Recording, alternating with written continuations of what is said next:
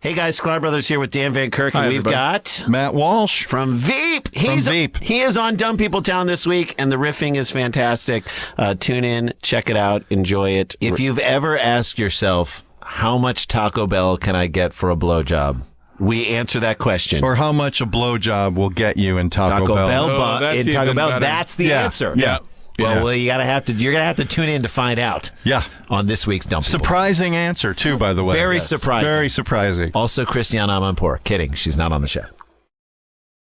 Hi, it's Dan Harmon. If you're like me, you're a big fan of Harmontown, the podcast, and you wish that you didn't have to wait so long for it to drop after we record it. But here's the thing. Jeff Spencer, take it. You do not have to wait. You can not only hear it right after it happens, you can watch it too in delicious, deluxe, high-definition multicam on your browser or your mobile phone. We do edit some stuff out sometimes. Like, I'll say something so incredibly racist that we will catch it right before it drops as a podcast.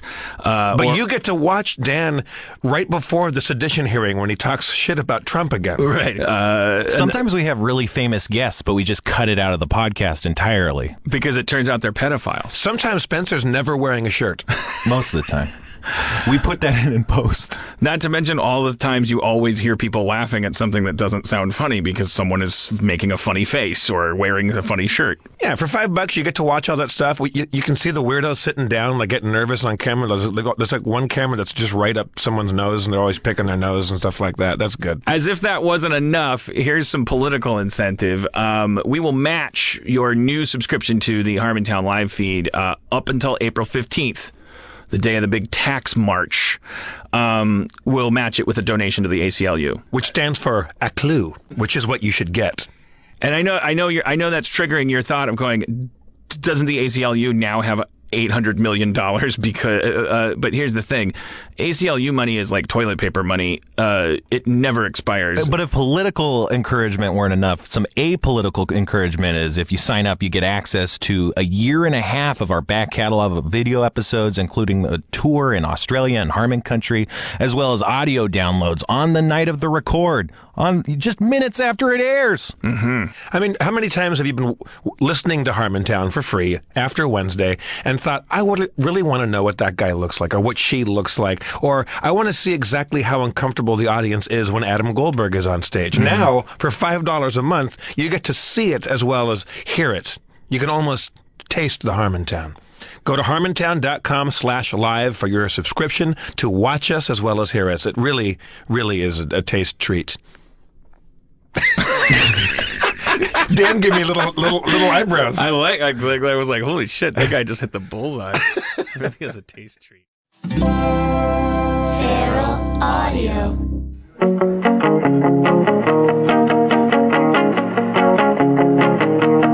Hollywood, California, Meltdown Comics and the Nerd Melt Leader, Harmontown is now in session! Oh yeah! Spencer Creighton in here? Do we have a Spencer? Is Spencer again? There he is. Bounding across the stage like a mountain goat. Let's bring out the mayor of Harmontown, Mr. Dan Harmon.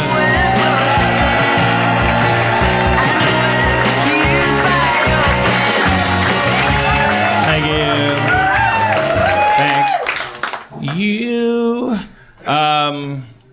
Let's just have a sleepy show. It's been a long weekend. It was Comic-Con weekend. How many of you were in San Diego this weekend? It was a long haul and a very enjoyable one. We learned a lot. You had a busy docket too. You were all over the shop. Yep. Did you get some business done? Did you make some deals? Yeah, man. I'm good, man.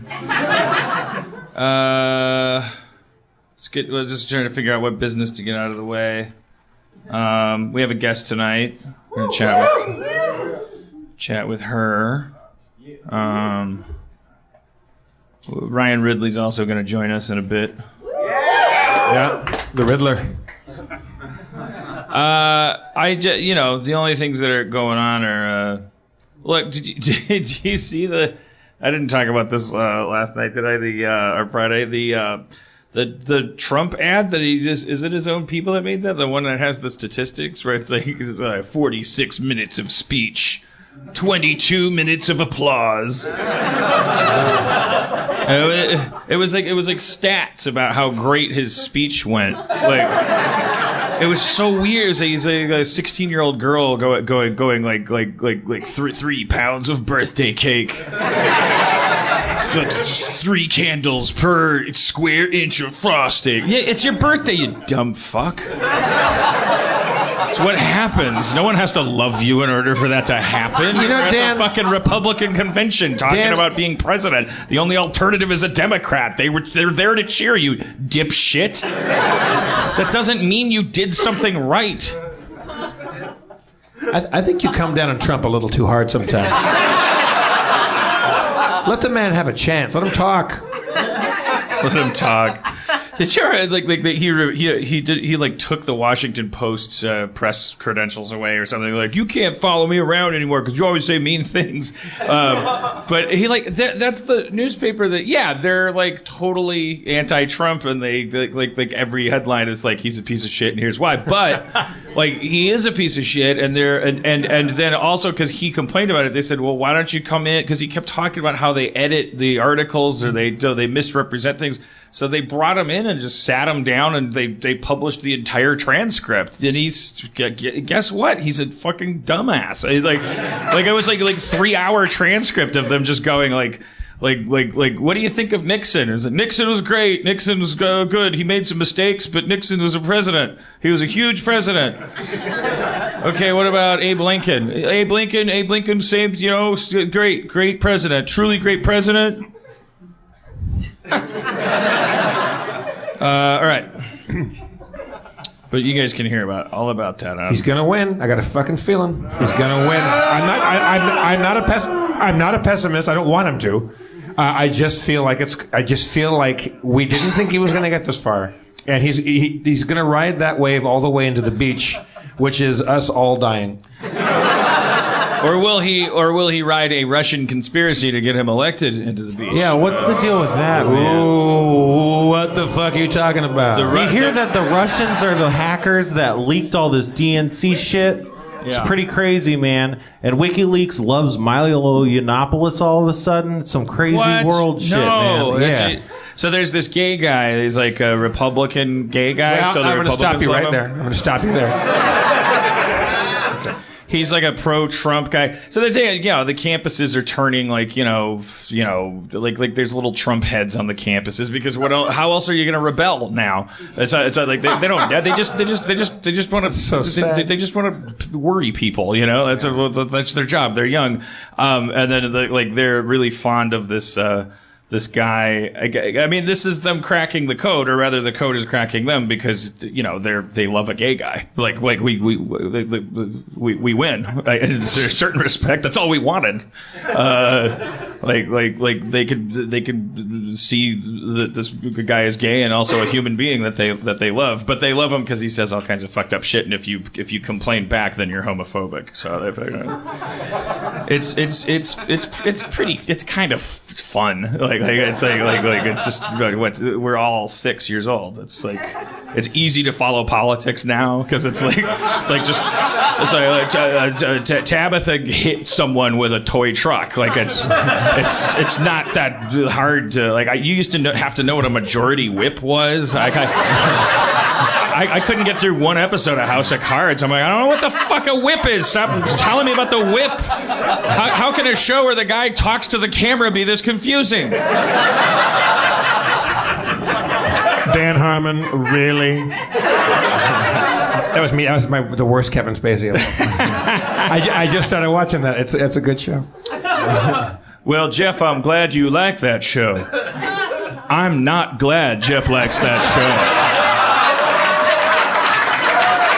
Oh, but if I tell him I am, well, in about 2 terms, he'll flip like a labradoodle at an Othello party.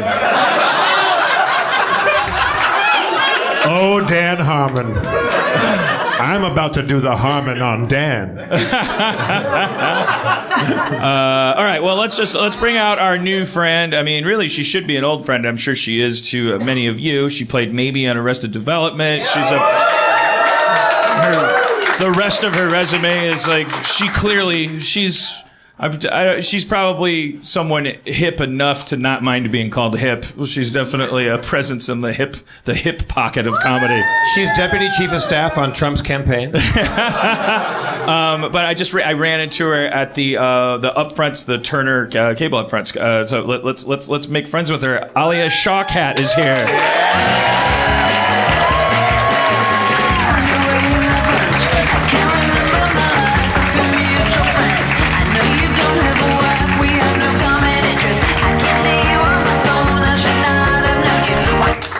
I just had this crazy panic right as I was introducing her because I thought, wait, my name? Have I only seen her name in print? Have I ever said it out loud Say it again in front to me, of her? but like in my eyes. Alia Shawkat. That's pretty close. I say Alia. Alia. Yeah. You could say Alia. I that's the first time I went Alia. Yeah, it's okay. There is a panic struck with a lot of people. Yeah. Alia, is this a boa thing you have going on, or is this part of the top? No, it's detachable. Oh. Yeah. I'm hip. I'm really hip. Yeah, it's hot, but sometimes you get a little cold around the neck. I'm gonna make myself a straight up vodka drink if that's okay. Yeah. You're not getting any flack from the Elmo fur industry people, are you? No, me and Elmo had a thing, so. Is that what color Elmo is? I don't know. She's wearing a fur thing Elmo's for those red. of you listening in audio. All right, some of these people don't understand. I'm wearing Elmo around my neck. All right, so.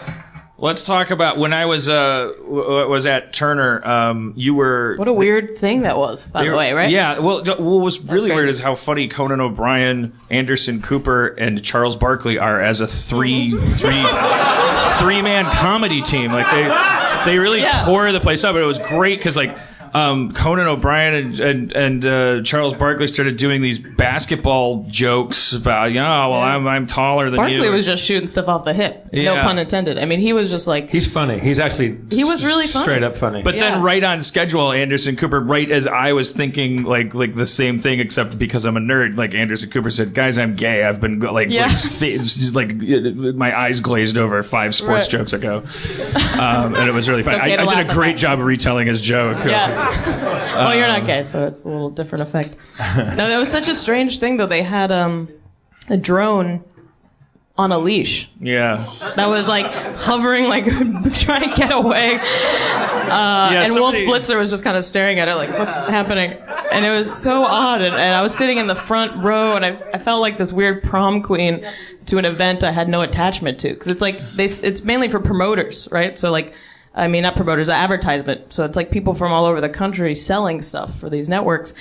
And they're pushing Turner, so they're we make, 18 to 24, and all these percentages and these weird PowerPoint presentations and fireworks. It was I took a picture of one thing. It was Wolf Blitzer standing in front of a big screen that said your brand plus Turner's reach equals a winner. It was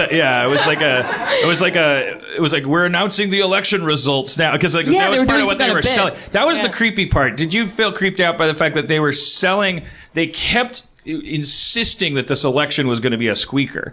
Same way the NFL would assure you that the Super Bowl is going to be packed. There's going to be people are going to be glued to their sets. And it's I'm so uncomfortable with that. You're already state-run television. You're already just this one tube that people get all their information through. It's the state of our country that we're talking about. It's crazy. Obviously, it's going to have higher ratings, but to be you better watch our country fall apart. It's going to be crazy. Stay tuned. Even if we have to make it that way. Exactly. Because guess who can? I mean, they can. They can definitely put their thumb on the scale, especially if, the whole point is for no thumb to be on there. A thumb weighs a lot in journalism. Yeah, exactly. Al Jazeera is probably I don't know, just watch because it's the world. You know what I mean? Stay tuned because that's what's happening. And they're no, we're going to make this fun. Yeah, it's very, very disturbing. Also, all the news organizations just keep boasting about their ratings during these debates and things like that. It's just that's it really is depressing. Yeah, they definitely didn't. There was some 9/11 footage, because it was like we're always there. CNN's always there. It was like Friends, you know what I mean? They're like, remember Friends? Huge hit. 9/11, also a big hit. Two big hits. Well, 3, 2.5 big hits. I think one of those hits wasn't really a hit at all. Yeah. Oh, are you one of those people? Yeah. You think you think the reptilians did it? I think one of those hits was planted detonators on the I-beams of the. There's no black box found. What about Building 7? How come they never? Okay. It was funny too that. Sorry, we can't move on. But that they said something about they're doing another Apprentice season. And Donald Trump is producing it. And I was like, is this whole thing just to just to get more people to watch The Apprentice? Of course it is. Yeah, he's like, remember I almost became president. He's already won. If he doesn't win the presidency, he's already won. He's the most famous person in the world right now. He might be the most famous person of all time. Like you can't go anywhere in the world where he's not a punchline or a setup or a thing. Yeah. Like it's serious I like business. to imagine it's like Men in Black, like underneath it, it's like and there's just like this tiny little like dying alien who's like actually running the body. That was the worst thing. Was that we at Comic-Con, the co-creator of Rick and Morty, Justin Roiland, and his friends Alex Hirsch, and I can never remember the third guy's name because it's like I don't want to get it wrong. So is this the guy you work with? They had a party on this yacht, and like they just fuck it. Why not invite everyone from Game of Thrones? And like every fucker showed up, like every single goddamn throne ever in the game. They were just I didn't know that was going to happen. This party was on a old like 1929 yacht, like a 3-deck old like Rockefeller's yacht kind of looking thing from the old days. And it's our nerd comedy and animator friends hanging out. And I'm around the bend, and I see a guy that I recognize. I go, "Oh my god!" And I just put my hand out, and he goes, "Hi." And it's Samwell, right? The chubby guy from Game of Thrones that likes books and protects the baby and kills the White Walker with the thing. And I go, "Oh, shut!" I don't know his name. I'm like, "Oh my god, I love you on the show." And he goes, "Thank you. That's really nice." And I turn the corner. I go to the bar, Ramsay Bolton.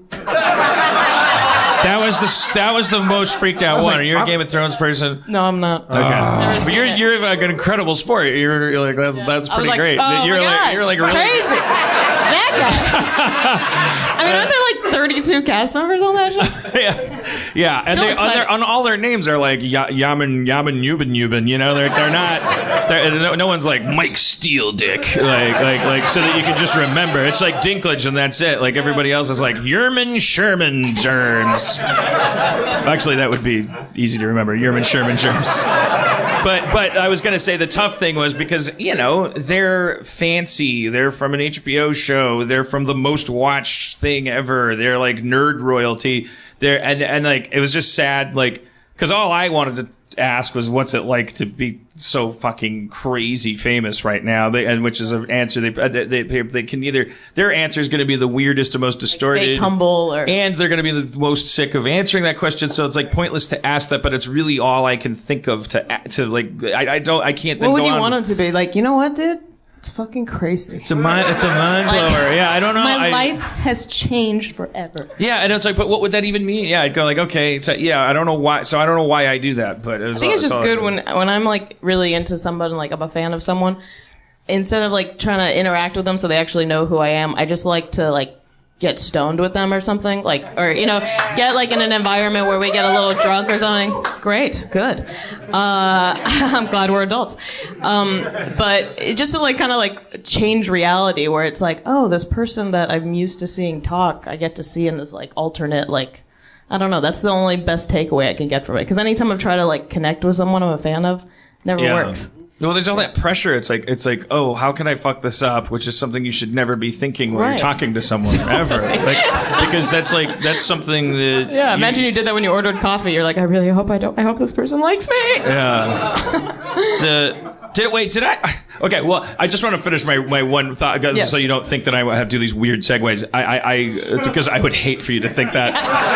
It's already happening. Yeah. It's already happening. This thing runs like a Swiss clock. That's why they call him Dan Stay on Target Harmon. But I just wanted to connect those dots. So the bummer was that in the midst of all of that humility and fanboyishness that I was feeling, like the only other thing for them to talk about was like, so Trump, and it's like, I don't want Sir Davos like having to worry about that shit. But it is something for him to worry about, because he's got to worry about his fingers. He's got to worry about all sorts. That was the other. He had 10 fingers, and In the show, does he have like all those 9 or something? The crazy thing was they just finished shooting, so they all have the same haircut. They all. It's just like but in modern clothes. But they're wearing his J. Crew shirts, but it's like it's like a little bit of product, But except for you probably the show is ubiquitous enough that you. Are you familiar with the image of Varys, the bald eunuch? Like he's kind of portly. I feel like I am now. He wears like a big robe. I don't know. I was just figuring maybe even in memes you would have encountered this image of this guy. Like he's the master of gossip and sabotage and subterfuge and relies apparently on a network of underage children to I don't know. Wow, this show goes deep. And he can teleport sometimes, but not. Yeah, that dude goes. Yeah, I'll be right back, and he's across the entire planet. But anyways, he's just suffice it to say, the guy he has 3 things about him that make him recognizable, and he was the one guy because it was tan Varys with like a full head of hair, so he wasn't getting fucked with at all. He didn't have to answer any of my dumbass questions. He probably was sad about that too. Yeah, he's got it made, man. Like that's what you want. You want to play a character that like has an eye patch or something, so that you can detach yourself. Totally. Have you? You were super young when you were arrested, right? Yeah. I mean, I was 14 when I did the pilot. What was your? I know you. 14. Woo. Hubba. You grew up in Palm Springs. I just researched. So were you? Not so many cheers for that, huh? Sherman's Deli. Woo. Yeah, sure. That's all I have. And your dad was an actor, so no. My grandfather was an actor. All right, in, like, Wikipedia. The 60s. It hasn't been updated. No, my dad. So my grandfather was an actor and like was born in New Orleans and like had a career in Hollywood in like the 50s and 60s. He was in like Thomas Crown Affair and Valley of the Dolls. Wow. And then and then he did a TV show called Naked City and 12 O'Clock High. And then he kind of got like blacklisted because he like slept with a British model whose husband was like a studio guy. I don't know. There's something that happened around towards the end, but my mom was like raised in Hollywood, and then my dad is from Baghdad. Baghdad dad. Baghdad dad. They have a whole bag of dads there. A whole bag of dads. I just picked one. And so he came over in the 70s, like $200 in his pocket, and his family owns a lot of the big strip clubs in Hollywood, like Seventh Veil, The Body Shop, Girls. Yeah. So he was a barback. Seventh Veil was the first one because he was trying to still convince himself that it's it's similar to classy home. And it's cultural. I don't think they're worried about that, sadly. But and my mom was like a law school dropout, and so she got a job as a waitress at the Body Shop, and they met and fell in love. Wow. And then decided to open up their own business in Palm Springs because my grandfather, her dad, the actor, had a weekend home in Palm Springs. He retired in because all the actors in the 60s did. And so then they moved there and opened up their own strip club. And this is so romantic as long as they're still together. They are still together. And the strip club's still going. And it's called Showgirls. It's in Cathedral City. I have to imagine there was some sort of mafia connection, like not your family, but like if you're going to open a strip club in Palm Springs, the mob is involved, right? I mean, my dad's family always seemed like the mob. You know what I mean? Yeah. Like there was just like a lot of them.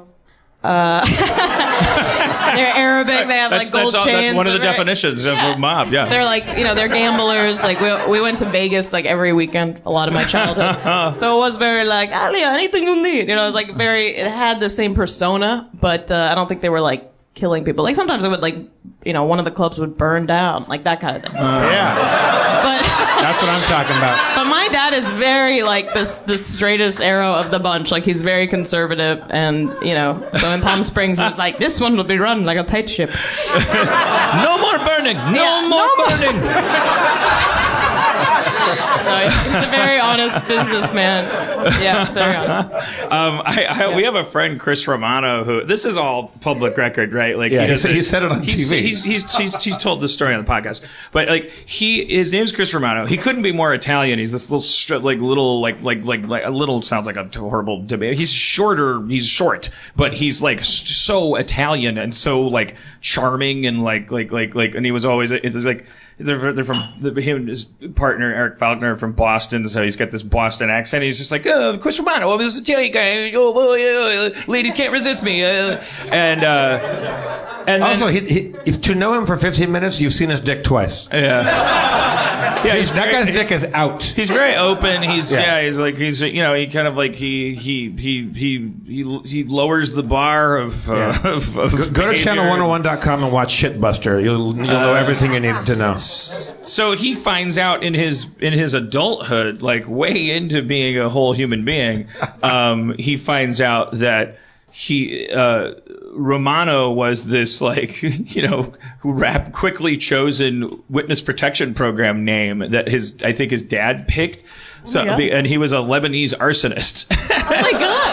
so this like quintessential like Boston Italian kid, he's Lebanese. Like, all of a sudden you're like, oh, you're Lebanese. Like I'm an Arab. Damn. Well, he was doing a drunk history, and he was going to talk about the Red Sox winning the World Series or something like that, and he got so drunk. Well, he wasn't drunk enough, so Derek Waters kept getting him drunker and drunker and drunker, and finally he couldn't get past game one. He couldn't get to the game two, and he lost all train of thought. And he goes, I'm so sorry. My dad was like the most famous arsonist in Massachusetts. And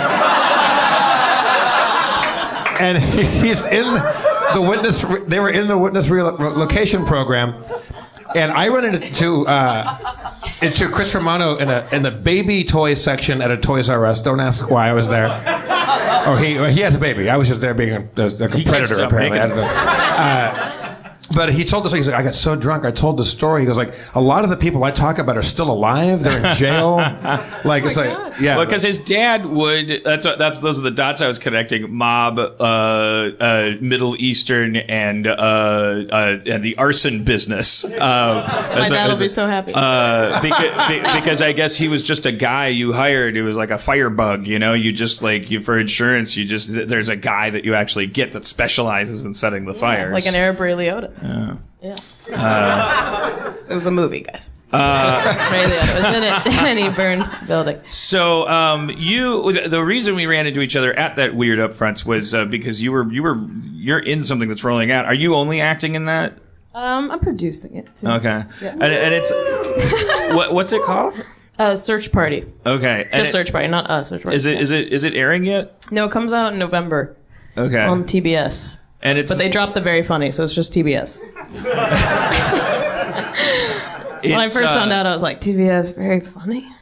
Yeah. And they're like, we're not doing that anymore. I was like, all right. The only bad thing about the History Channel was that right before I started doing a show on it, they had decided that they were rebranding as just the word history. Interesting. So no more channel. But how? So then you have to catch yourself. I mean, I'm on the history. Ask any of these guys. I made it through the transgender revolution without a hitch.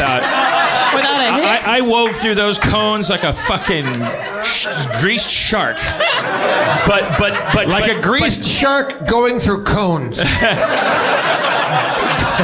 But if that doesn't conjure up alacrity, they were attached to the seafloor. Yes. They weren't floating. However, having the history thing really threw me. I mean, I was just like, it's the History Channel, and so every time you want to make a joke within the show, like the History Channel people are here, you can't. If somebody goes like, so they correct you. They're like, no. I mean, there's no, they're the most laissez-faire, like chill. Non-channel in the world in history. But it would just come through. It just it was an edict that trickled down to my set. So there was just always somebody that was like, it was usually Levy. It's like you got to say history instead of History Channel. Right. Fucking dick. He's crying. Anyways. Oh no, he's laughing. Oh, that's good. But yeah, I mean, I could. Well, whatever. Okay. Yeah, no, it's a new show. So it's a show. It's good. It's your show. The show is it's a group of friends who are kind of reuniting in the wake of one of their friends' disappearances, right? Yeah, ish. They're like friends. They're kind of like not the best people. My character's kind of a wallflower, just kind of like she doesn't know what she wants, millennial sort. And then a girl from college she went to school with that she didn't know well at all goes missing. And my character becomes obsessed with trying to find her. So it's like she's not the right person for the job, but she becomes obsessed with it. So I describe it as like a hipster Columbo, kind of.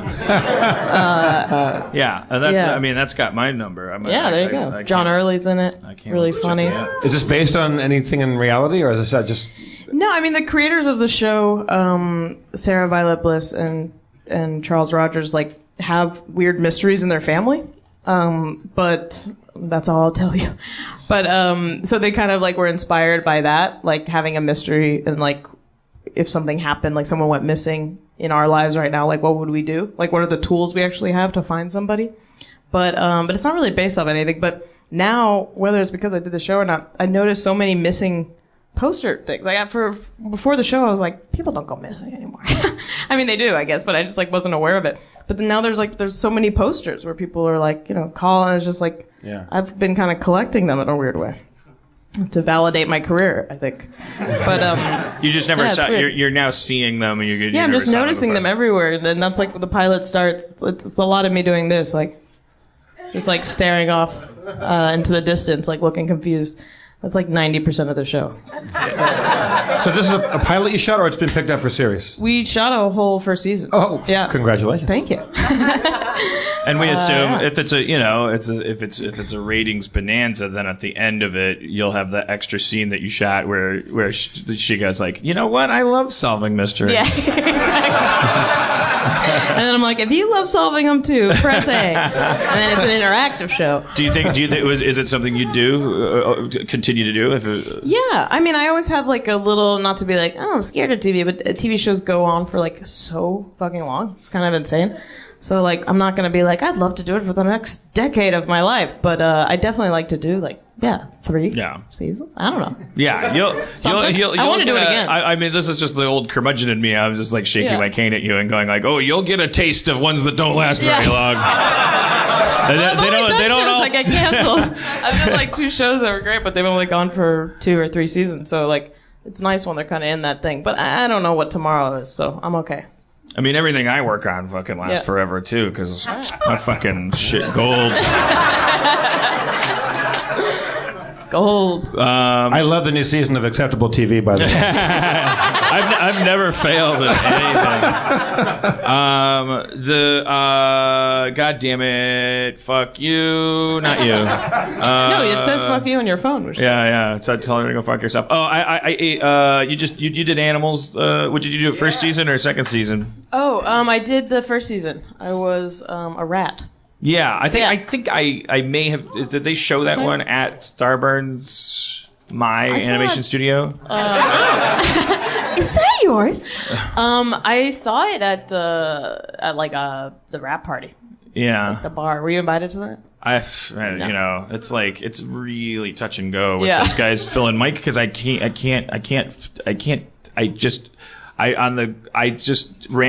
go random now. I just say, hey Phil, hey Mike, and like half the time I nail it. Oh right, like you don't know which one's which. Did they look alike, right? I mean, they're Jewish. Is that? I thought it was free. Can we have one show where this conversation doesn't happen? I know the difference, but I was like in a room with them. You know what I mean? Doing improv. But I've been. I have an office in the same building as them. I can go like inspect their faces. It's about how much you want to know. I've watched YouTube videos and I've frozen the frame and I'm like someone have a different earlobe. Someone do something. I think they dress differently. That's what I noticed. Well, what maybe you have racial recognition. I'm pretty, I like to fall back on the face blind phrase, but a lot of people say I'm just a prick. Like, but I think what it is that your brain is battling for glucose, the different sections of it when you're developing. So if catching a frisbee, like like makes like your brain think this guy's jam is frisbee, and that's going to lead to more of him in the DNA strain. Right. So you need to play frisbee with everybody. So we need to send more resources to the part of your brain that catches and throws frisbees. Like, but you need those early successes to trigger those board meetings, you know. And I think like recognizing, telling the difference between two people who are mocking you, it only makes it worse to humanize them, you know. I guess it's considerate, obviously, to like remember people, but at the same time, I'm like, who gives a shit? That was my earliest power. You know what I mean? I was like, at least I don't know who you are. Yeah, exactly. I think it's fun. I remember I met Ryan Gosling once. Ryan, you here? But I met him very briefly. But when I met him, I was like, "Hi, I'm Alia," and he was like, "Alia. So nice to meet you, Alia." And I was like, he's either a Scientologist or just like, you know, works really hard at remembering people's names. And then I ran into him another time and I was like, there's no fucking way Brian Gosling's gonna remember who I am. And he was like, Alia, right? And I was just like, this is why you're a movie star. Like everybody, he's working so hard to remember people's names. He's also a crime fighter. We've learned on this show. One of our very good friends, Daniel Gillies, is has this story. We have to drag it out of him because he's one of these like high roady fancy pantses. He's a real life hero. He's like, Ryan's just a friend. But it's like he's a wonderful person. He's a New Zealand actor who like saw news of Katrina happening and just went. I gotta go down there and help, like without no designs on anybody knowing about it. And then he's in the story. You have to drag it out of him because he knows how it sounds for it. But the story is that so he called Ryan Gosling, his good friend, and Ryan was like, "I'm already on my way." Ryan's like getting out of bed. He's like, I'm already on my way. The thing is, book me a flight. the part of the story that he leaves out is that Ryan was already in New Orleans because he was there. Like shooting? Destroying the levee. So he's the first one on the scene. Right. Yeah. I mean, it's clever. but you know, does it make just focus, you know, just act well, you know, like if you want to be a good movie star too. You don't have to rig the game like this. I'm sure you're a wonderful performer. Yeah, our expectations aren't that high of him, right? All right. Well, speaking of celebrity and the culture of them.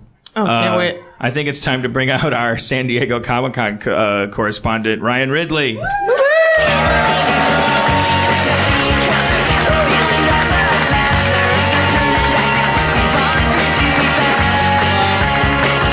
Hello. Hello. Oh, I'm nervous. Have we spoken to Spencer at all yet? Did we even say hi to Spencer? Oh, hi, Spencer. Hey, Spencer. I say hi to Spencer 3 times a day. Spencer's mic doesn't seem to be on. I think Spencer's doing a thing. Spencer's doing a bit. Oh. This is called mute protest. Spencer, before we get to Ryan Ridley, did you enjoy your Comic-Con experience? Oh, it was great. Every year, it's great. I walked 16 miles on Friday. 16 miles? Apparently. Take it up with the health app. That's what it told me. That's good. That's a lot. No, it's bad. It's terrible. My feet are like irons that are hot. Are you getting like blisters? Oh, I get blisters. I have something. I don't know if they're corns or bunions or who knows what, but they manifest at Comic-Con. Boy, I tell you what. I wonder if it's any different in either direction because of your somewhat famous webbed feet. Oh, it's exactly because of my somewhat famous webbed feet. No, I have skin. It does weird stuff sometimes. That's probably why my feet are webbed. It's all connected. Only 2 toes of my feet are webbed. Yeah, I mean, but I'm not like a fish man. Fish don't have facial hair. Catfish kind of do. Oh, yeah. That they do. I feel like an idiot now. Also, there's the bearded clam. Jesus Christ. I like how you settled back into your seat and you're like, bearded clam. I'm just saying some fish have facial hair. Well, Ridley, did you? Were you in San Diego, Alia? No, I wasn't this year. A film I did called The Final Girls, which, thanks, yeah. It's a really fun movie that nobody saw because they didn't know how to promote it. Is Thomas Middleditch in that movie? He is. I know that guy. He's a great guy. Yeah. So him and Todd... oh, look at you. He's doing a dance, everybody. He takes a lot of pride in that.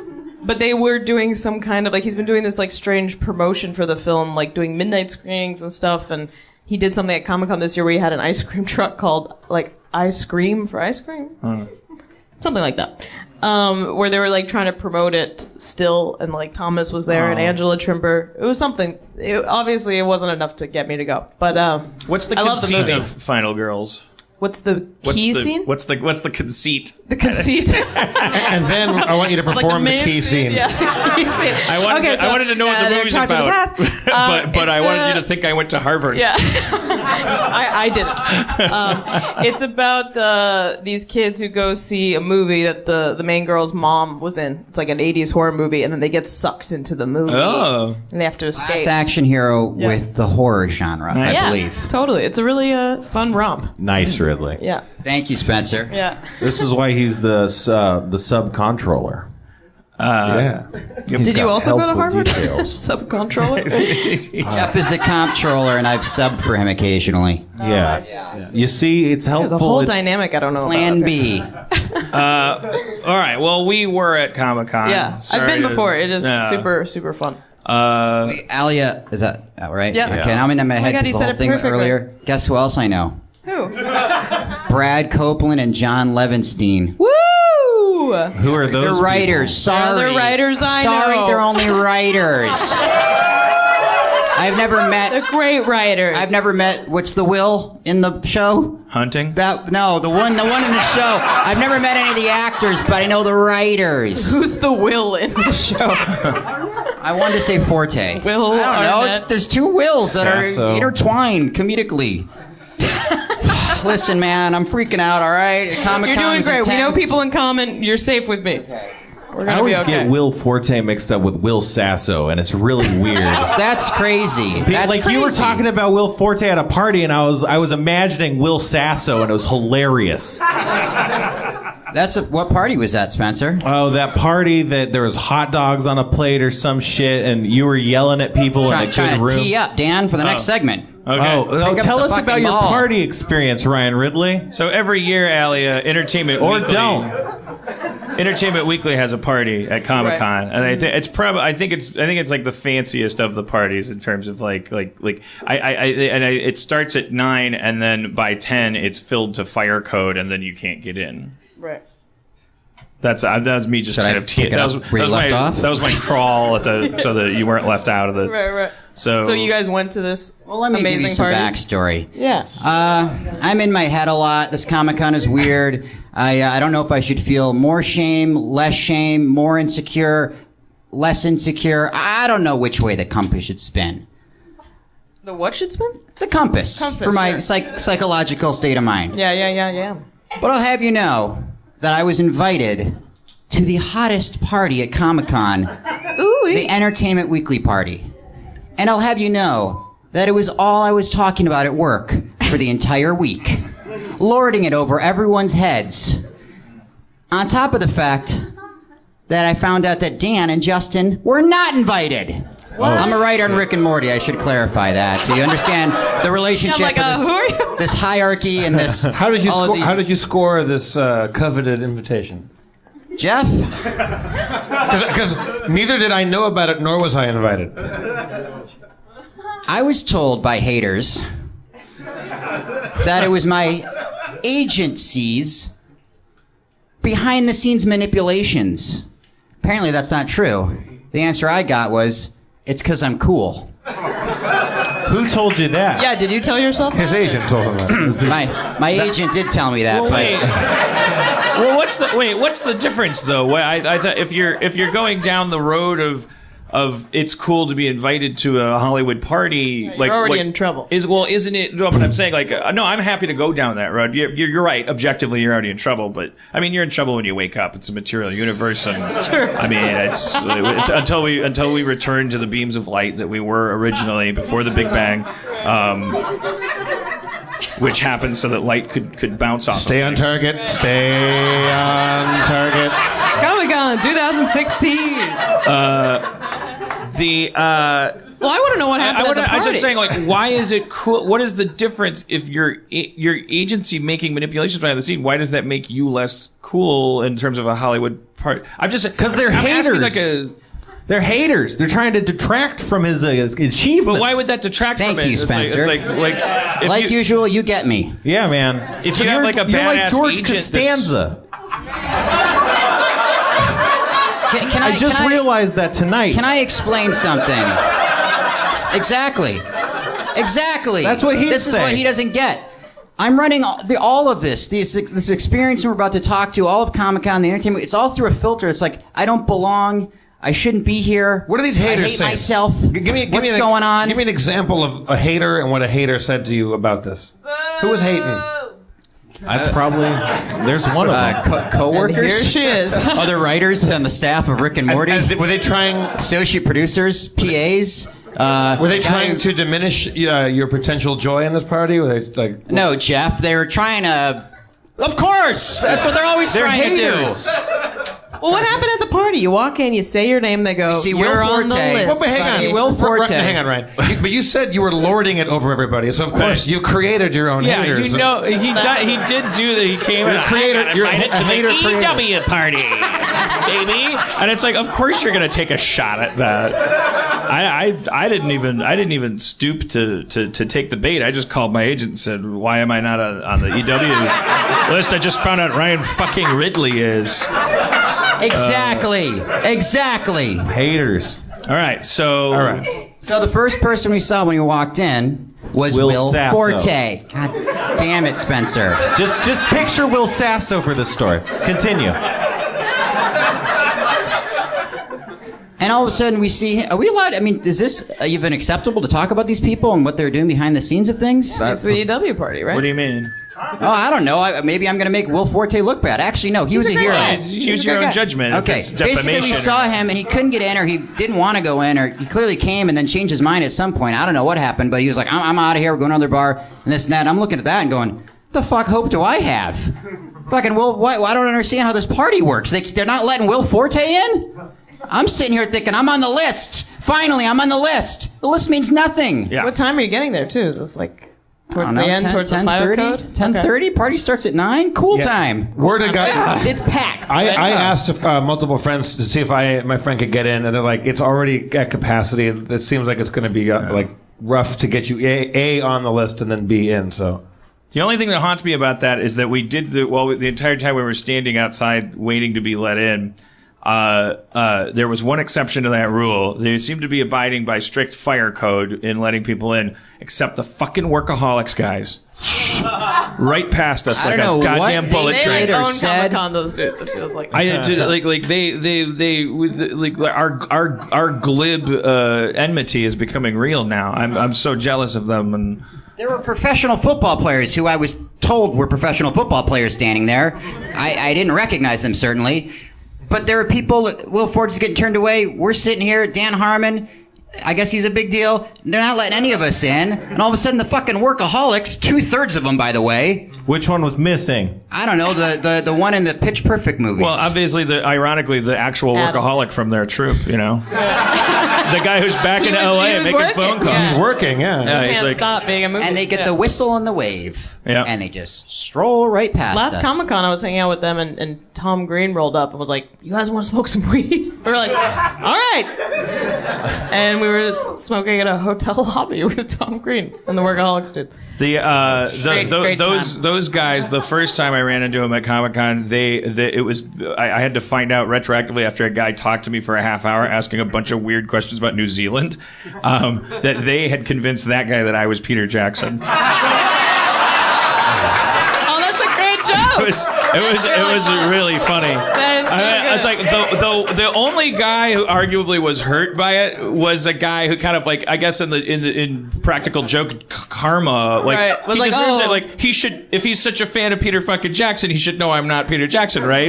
True. Like I don't have an accent. But he was definitely be that easily he was a little accessible. traumatized. I mean, he was like because the punchline of the story is the guy's like after like his third, he's like I said I've never been to New Zealand, and the guy's like. Okay, very funny, but like when you're shooting there, like what are they? And I was like, when I was shooting there, I don't know. I'm a writer, and the guy went.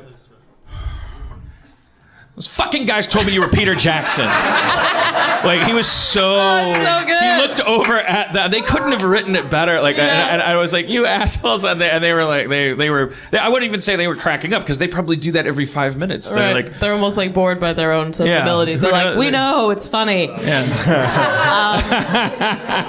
No, I like those guys. Though. So you guys got into the party eventually? Yeah, what happened in the party, man? Dan, you were saying earlier that there was a control bouncer guy that was going a little over the edge. No human being should be given that much power. Like there's always checks and balances. There was a 25-year-old kid who for the first time in his life was like, he's like telling people he might recognize from movies and stuff they can't come in. He was like told to hold the line, and he fucking snapped. Love isn't always on time. He was inconsolably like he had lost his mind. He was like the guy that Tom Cruise has to kill in the basement in War of the Worlds. Like he had just become like more strategy than man. Like just to the point where he was psychotic. His own mother's like, "What are you doing, Bobby?" Because we got this happened twice. Like we got waived by my friend Dan Sneerson, who I happen to have on my phone. So I'm like, I know a guy from Entertainment Weekly. Dan Sneerson comes out. Because he's anticipating that it should be pretty easy to get somebody in. He works there, so he waves me forward. So we have to walk past all the people that can't get in, and we stand there. But then the bouncer guy was like man, so it's like his head was just wagging all the time. Like he, like everything that was being said to him was. Go fuck yourself and your whole family, and then whatever you were actually saying. Like he was just like adding. And do this. You know where the bathroom is? Yeah, and I was like, I said, I got a little smile out of him. I think I diffused him just a hair because he kept doing that, and I said like you're gonna be. I said you're gonna be fine. Like no one is gonna get in there, and I would not have come up here if I had been led to believe that it was like you're doing fine or something. And I think that just hit him like a drop of carbohydrates. Like it just made his. Maybe he was just like showing teeth. Like maybe I misinterpreted it as a smile. Anyways, hard to get into the party, but you're welcome. Because eventually Dan Sneerson, who is the mensch of the millennia, because this guy could have just blown me off. I would never talk to him. It's such a terrible dynamic too, when you're like, I don't even want to go to the stupid party that they won't let me in, but then it gets to the point where you're like, I have to get into this party. Wait, Dan, are you saying are you saying that without you, Dan Harmon, and Dan Sneerson, the improbably named Dan Sneerson, that Ryan fucking Ridley wouldn't have got into that party? No way. We were all on the list. Like this was about fire code. Okay. This is about games, is what it was. Let's be honest. Why invite people to a party? Say RSVP with a +1, and then you'll be able to get into the party. And suddenly now, you can't get into this level. Oh, now you can get to this level, but there's 9 more levels after that. What the fuck kind of game are they playing? Why are they doing this to me? I'm the hero of the story. I don't know if the audience, I feel like, is like, besides the fucking villain of the story, I'm the hero of the story. I'm the hero. This isn't my world. I don't get invited to these parties. And I'm like, I'm getting invited to this party. And I brought my best friend from childhood that we've known since we were 8 years old. He's never even met a celebrity. He's never even been in California. And I'm giving him the time of his life. He's getting high with the waif on the yacht. He's with the Dr. Drew and Eazy-E, giving him noogies and stuff at this party. I mean, this guy... Dr. Drew and Eazy-E or Dr. Dre and Eazy-E? Which is the one that gives advice on TV shows? Okay, Dr. Drew. Yeah, those two were together. I don't... Because Eazy's dead. Yeah. The young actor who played Easy. I'm not an idiot. He was the one that was with Dr. Drew. But do you psychologist. Do you think they thought it was funny that he was hanging out with a Dr. Drew? It was like kind of like Dr. Dre. Do you think that all kinds of strange pairings at this party? You wouldn't believe it, such as. Well, I really just want to brag. This isn't funny at all, but like when you're gonna take us across the threshold of the party, right? Hopefully. But I do just want to add that Danny McBride came up to me, and because he's a fan. I don't know if he's a fan of the podcast or if he's just Rick and Morty. I can't remember. But he wanted probably just want. Something tells me it's Rick and Morty. He wanted to meet the podcast. Me. That's exciting, right? Okay. Yeah, who's like somebody that like blew your mind? Was the podcast in the new trailer for Justice League? Anybody know about that little ditty? Thank you. He's an unacquirable taste.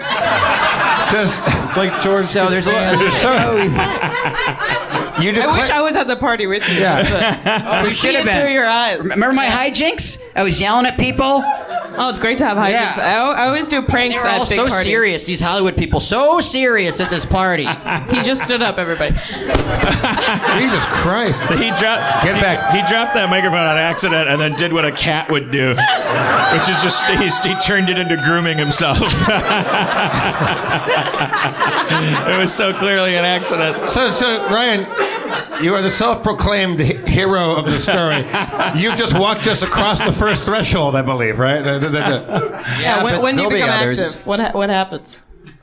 Well, give us the key scene. We find out that Dan Schneerson can get us into the next area, which is just another place to wait to get into the party, but a little bit nicer. Well, I will say a lot nicer, because he kept bringing us hot dogs and drinks. This guy who's like works at Entertainment Weekly, who interviewed me about Heat Vision and Jack 20 years ago, and he's done. I think I would say that maybe it's that because of that we have like this bond, because he's done interviews with me since then, and so we were kind of like kids in the industry together, Alia. Sure, I can relate to that. Like there was a fraternal bond there, maybe, or maybe he's just like a super fucking amazing. You. He's probably like, I'm sorry, this is so fucked up. I know, but it was like his party, and so he was missing it, and he brought us hot dogs, and he was taking drink orders. But and the party was so crowded, and then this waiting area. Is this like in a hotel? It's like a hotel courtyard. The Hard Rock Cafe. Oh my god! And so the waiting area. That just blew my mind. Okay. I was at my happiest there because there were hot dogs, and I kept thinking if you just flipped it easily, that crowded hot area. If Johnny Depp was over here and you were told that this was like the platinum, then that would be the area. Because it's like a place where you can go like this, and yes, like you ever go to the Viper Room, and it's so it's weird, that culture of this little tiny booth that's like having a table is a VIP thing at the Viper Room, and it's but if you put that table anywhere else, you'd be like, I'm doing you a favor by sitting here. This is really uncomfortable. Is we got into the party, the waiting area, and it was open. It was just the six of us that were together, and we're at this table. And by the way, immediately open bar, spread out, gray, magical, amazing, wonderful, fresh air. And they're bringing us churros and hot dogs, and we're laughing, and we're vaping, and we're having a good time. But I'm still thinking, but I want to get in fucking there, which looked miserable. Why did they do this to us? It's about the search. It became a game. Of course, it became a game, right? That's what we decided. It was because I wouldn't have tolerated if it wasn't the Schneerson factor turned it into a role playing game, because it was like there was a thing that needed to be unlocked. Like Minecraft or something, you needed to make something to make something to make something, and I did get, that's the longest I've ever waited for anything, and I was kind of held together with this sort of quest aspect of it, because they kept saying 5 more minutes and then we'll go, and then you know what I mean, and then you go well, maybe 5 more minutes after that too, and then you don't want to, it's like gambling, it's like being at the casino. Ryan, you had talked so much shit to your coworkers for the past 7 days that you now have to get into this party. You can't go back home with your tail between your legs and say that you didn't get in. And that was fueling every fiber of my being that night. So here's the weird thing about the party. You finally get past the threshold, and the party, it's around a pool. in the Can I tell one little detail that's going to come back later in the story? Mm-hmm. So while we were out there, I was trying to, play the game of like, all right, let's have a little fun with the situation. I knew we were the losers technically, and they're the winners, and they're on the other side, And they bring us hot dogs. So there's a room that had like a patio that went out to kind of our area, but it was also on the other side of it was the real party, and there was a private room. These people were in it. I didn't see who was in it. I grabbed the hot dog and I went up to that and I leaned over and I go, yeah, you guys might be in that party, but you don't have hot dogs, And they're kind of like not looking at me, basically acting like you guys are acting right now. They can hear you though? There's no like wall between you two? No, there's no wall. No. It was like a plexiglass like Pope Mobile wall. It was like it was like bulletproof like This is like gonna plastic. pay off later. This is gonna pay off. They whoever was in there definitely heard me screaming. This is gonna pay off later. So you're just yelling at Do you mean strangers. Taylor Swift? Because that's who you were yelling at. Did you not notice I was that? yelling at the Hollywood elite, Jeff. So far, Young Hollywood. So far, you are definitely the hero of the story. Thank you. There's no dispute there. So remember that detail. So then we get finally led into the grand event. Dan? Okay, so it's in the courtyard of a hotel, and there's a pool, and so you're partying around the pool, and but in the pool, because what are you gonna put in the pool? Like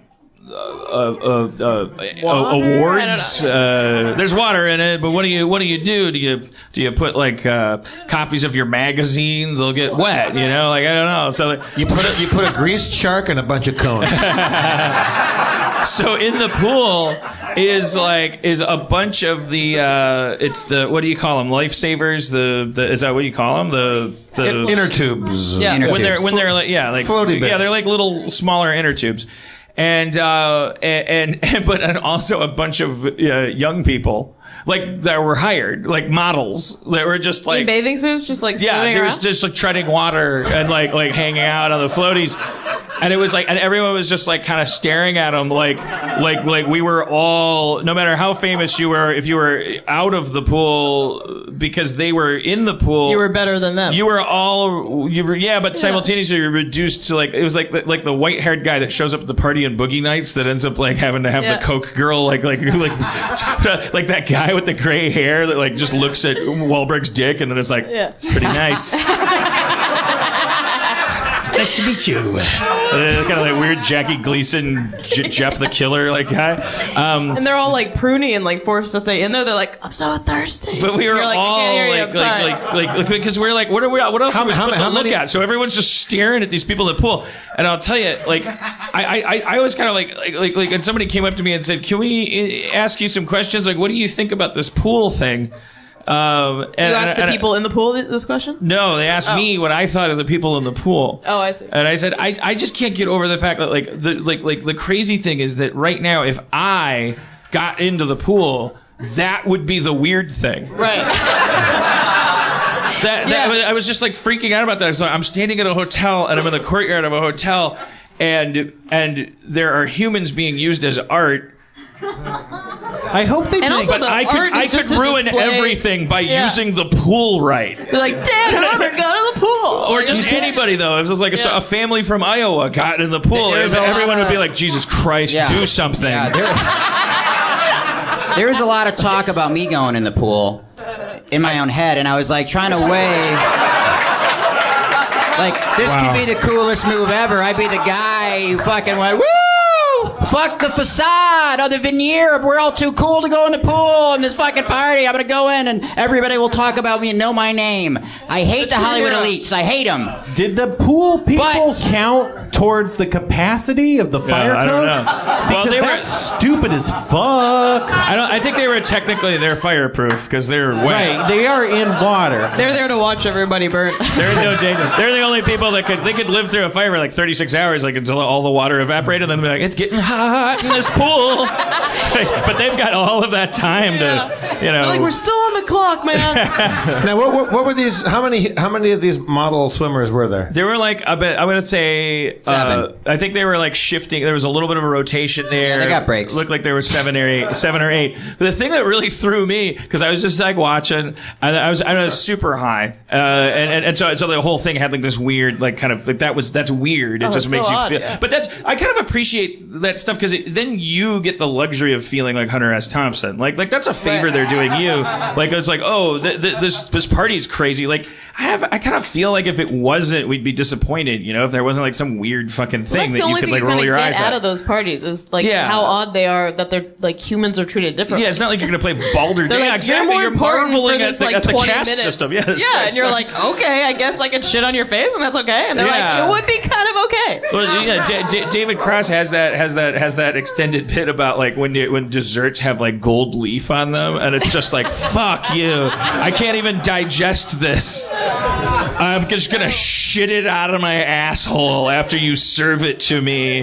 It's gold. Like it is like what we use interchangeably words like like red carpet stuff like luxury, pizzazz, glamour, the La La Land, and all this stuff. But it's like all it is just super like seedy. It's just this fantasy of like, holy shit, like what we're in the Running Man, and like you're running and I'm not, and like so I was like, that's why I've like, anyways, like, and if you called something a VIP something, I'm in. Like I'd pay $50 for the letters VIP to be added to an otherwise identical ticket that I had into an empty warehouse where nothing happened except farts. But if I'm going, then I want the VIP ticket to the fart house. But so the weird thing for me, the deal breaker was I wasn't like offended by any of it. I was just like high and like kind of going, this is funny. Like it's like I always like this is a good chance for me to pretend I'm in the first scene of someone's biopic, you know, because it's like the camera's got to be coming down on this, like because it cost money to produce this set. So like and there's like a bunch of people here, so there must be maybe Frank Oz is meeting someone in the corner, or like this is like 1978. Dan Harmon was there. Yeah, it's like I'm part of a panning thing. Like, it's like and I'm going like the thing about Community. Like what would I have to say to be recognizable in this like panning shot? Bing ding ding ding ding ding ding ding boom ding boogie fever whatever. Yeah. So but the thing that really threw me about the pool thing was there was this one kid, this dude. There was music playing, and he kept like rapping with the. He was like if it was hip hop, he was rapping along with the music. And I was like, the guy who was hired to just swim in the pool. Yeah, it was throwing me because he was like sending this direct visual and audio signal. It's like, no, I'm here at the same party. I'm here too, yeah. Like this is all happening to all of us at the same time, and it was like, ugh, stop it. Like you're supposed to be like you're supposed to you're supposed to be detached. Right. It would be like if a burger grew legs, right, like on your bun and tried to like. It was like. You'd be like, this is bad, and the chef would be like, no, I think that's great. You like beef, don't you? And you'd be like, no, I like discs of meat. Were the other people in the pool being like, Henry, what are you doing, man? I don't know. I think they would maybe float away from him a little bit because they're like, I'm not fucking hitching my inner tube to that star. There's one pool person that was showboating. You're saying, is that what the gist of this was? He wasn't really. He was just having a good time. What I'm saying is that's the reason why he was doing the thing that threw me. It's not his good time that threw me. What threw me was the actual just audio visual stimulus of him like instead of just floating aimlessly in the pool, which I thought was like, oh, it's like future art. It's like handsome people in the pool. Like yeah, you're sexy. Like be our pool. Like it's a cauldron. We're witches. We're like boiling you, and your essence is like. And then one of them's like, do it. You're like, no, stop. Yeah, you take like a canoe oar and kind of stir them a little bit. Like there's just like put one under. There's one guy at every EW party that's like, oh, Herman can't. He's always got to man the pool. He's like keeps flipping the actors in the pool. What do you think the explanation was? Do you think that it was they all lined up before they got in the pool, and their boss said, all right, listen, here are the rules, this, that, and the other thing. The breaks are every 15 minutes, and also no don't just zone out and stare dead-eyed and kind of float around. Don't talk. Just have fun with it. Just be yourself. And then he was the one who broke the rule. Or it was the opposite, and they were like, you guys, have fun, rap, riff with the yell up at the celebrities and do bits with them and have fun, make it a show. And they're all like, these idiots are not doing anything. He's like, well, I'm fucking doing it.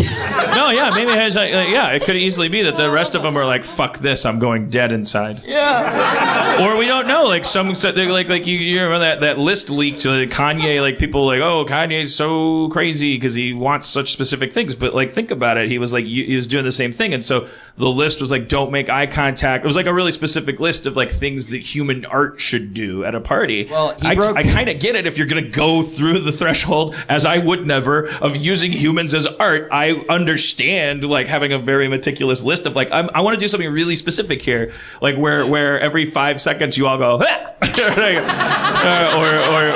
I want you all to coordinate emotionally. I want you all to feel washed out. The real effect of the art, right? Yeah. Yeah. Is that it's like humans doing something not natural.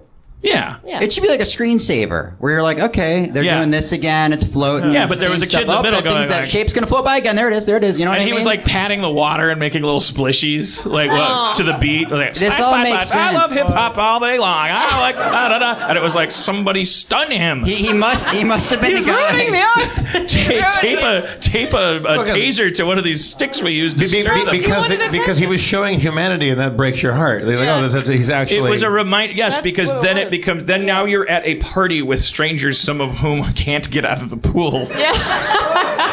As opposed to being at a party where humans are art. Yes, right. Exactly. Do you think any of these people in the pool knew that there was actually a hero in their midst? Who was contemplating Somebody joining had them? come to this party against all odds to save? I know a kindred spirit when I see one. And this guy, you know what else he did? Kenny Powers walked by, and all of a sudden he started going, he was the only one of the pool people. He just started going, we're not worthy, we're not worthy. And I was like, that's the fucking dork. And then a beat later, I was like, that's me. I'm that pool guy. I kind of felt I'm out of the pool. I felt like when they were getting their pictures with people, it was toward the end of the party, and it was like people charging onto the field after like a soccer game or something. Right. Like you got 5 minutes. Yeah, I think they were like, okay, all right, get your fucking autographs and get the fuck out. I think it's time for me to bring back a little plot point in our story. Oh, which one? So, just when you go through the first threshold, and you wait in the first level of purgatory, and then the second level, and then the hot dogs come, you finally get into what you think is the promised land. And you wander around, and you're like, oh, more Game of Thronesers, and you're just rubbing up against them, and you don't care, and there's the guys from Arrow, and it's like a living wax museum. And all I'm doing with my buddy, who's never even met a celebrity, is just like, look at that person, look at, and we're here too, and we're all sharing the same air. And I walk up to this one goddamn room, and I'm like, well, I'm in. I worked hard for this. I'm going everywhere. I'm going to use the whole buffalo of this party. And I walked up to this fucking room, and I look in this room. Emergency exit? And there's 2 giant dudes standing there, but they could have been just regular guys. I couldn't quite tell. They were wearing polo shirts. And I look past them, and I see James Cameron. Oh, yeah. I heard there was one more level of elite, and beside this fucking concentric circle of eliteness, just when you think we're all one now, we're all the Hollywood elite. Fuck everybody else. Is he alone in the room, or what's his little area? Yes. Yeah, he has no equal. Like, just him. He's waiting for Steve Jobs' ghost to float in before he can have a conversation. He's the loneliest guy in showbiz. Everybody knows that. Heavy lies the crown. Okay. Nobody wants to hang out with him. It's celebrity Highlander. Yeah. But actually, there was a point when there was a whistle and a wave, and the pool guy got up and went into the James Cameron room, and he's like, that guy's the one good. that had pleased him with his rapping. Bring me the spry lad. He's like, so you're comfortable in water for that long, huh? How much for the just pool cut to the people? Eli Roth thing with James Cameron in a fucking ivory bathtub, the kid's like dangling in chains over him, and he takes like this scythe. You exist in the water! Rubbing himself in his blood. Oh. And there's a speakerphone in the corner. It's just his agent going like, okay, so Avatar 3, do you do IMAX or are we going direct to schmake? What? Why are you? What is happening to you? I'm smack. I gotta go. Wait, I want to follow that guy's story. Yeah. Smack. He's like, I can't represent James anymore. I'm losing my mind. There goes Todd. He can barely speak, but he's James Cameron's agent. Doing great. What are you gonna do? Smack.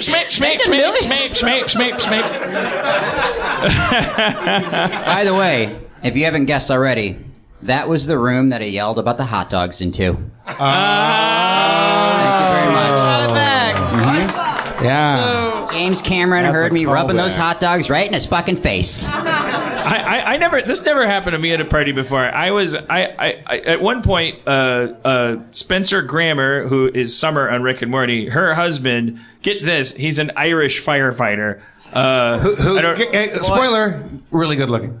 Yeah. You didn't picture like it's like how much more manly can you get? Like, don't you? He looks like an underwear model who's also an Irish firefighter. I was trying to explain to him, like, he didn't quite understand, but after a while he's like, "You're right," because I was like, "No, I'm sure Irish fires are harder to fight." And he's like, "What do you mean? Well, like the timber's different?" I was like, "No, the fucking like your people are different. Like they've been through the worst. Like they're more extreme. I'm sure when an Irish house is on fire, the fire is just a couple degrees hotter and harder to put out." He's Northern Irish too. There's certainly more flammable fluids around. I wasn't connecting those dots. I was more That's like, right. I was praising their warrior No more politically spirit. correctness. They're beset upon history and heritage. So bummed I turned out not to be Irish. I thought you were said doing in my DNA I'm fucking British. you are no Irish? I'm British and I'm Polish. Irish. Sorry. Dan, I was sitting right next to you when that happened, and I thought you were doing an IRA joke because he's Northern Irish. Oh no, yeah. Why would I do that? That's like. Well, I mean, I think he. What am I, the guy who So says the wrong things all the time? Why would you ever think that I would put my foot in my mouth? Speaking of which, I want to play this recording before I forget. This is my girlfriend Cody I don't know if this is going to translate. I just can't get it. You mean, you have a song stuck in your head, like they say, if you make it be in other people's head, like that's you can like that's how you get rid of it. It's like it follows or something. So like, I just have her childhood voice stuck in my head because she's in the bathtub and her dad's trying to get her to get out, but she's trying to get her dad to eat soap lather. Like she's handing him a plate of. Wait, is this from an old childhood video that you watched? Oh no, she did this yesterday with her. yeah. It's Palm one of my Springs. favorite things with my girlfriend. Childhood video. Sorry, I forgot that detail. This is a home movie of hers. Yeah, okay. It's weird too because she's 12 years younger than me, and she's a baby, but it's like oh, I know that model of camcorder. It's not Wonder Years footage like where she's moving fast and there's no audio. It's shit I did Channel 101 videos on that her dad's using to tape her naked. She's a child. But these things get stuck in your head. It's like, what do you think? Well, I mean, what are you gonna do? I'm emotionally. That was the wrong song. Have a very low IQ emotionally. what you do? If I sing out of tune, that's the one. There we go. So that means that that means I can date younger people because I worked very hard and I haven't matured. You've still been talking. We've been singing, and you're still like, it's fine. I mean, I'm a she likes me, and I like her. And Elliot, Dan forgot we were here for a while. I'm trying to find the how do you make the speaker thing go? let me see. Is it 12 years older than his girlfriend? How do you do it? Do you have to plug her in? How do you do it? Okay. Oh yeah, it automatically is on speaker because it's. Where do you put the fuel in? All right.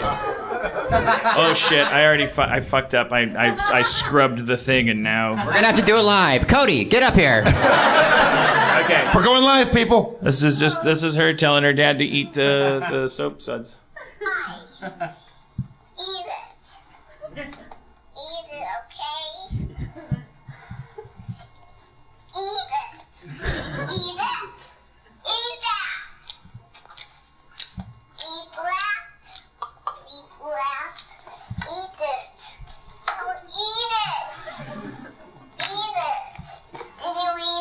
Yeah. Oh, so cute. She was 12 years old then? She says she's 27. She No, during the... She says eat it 5,000 times, and then she maybe the visuals are important. I don't know.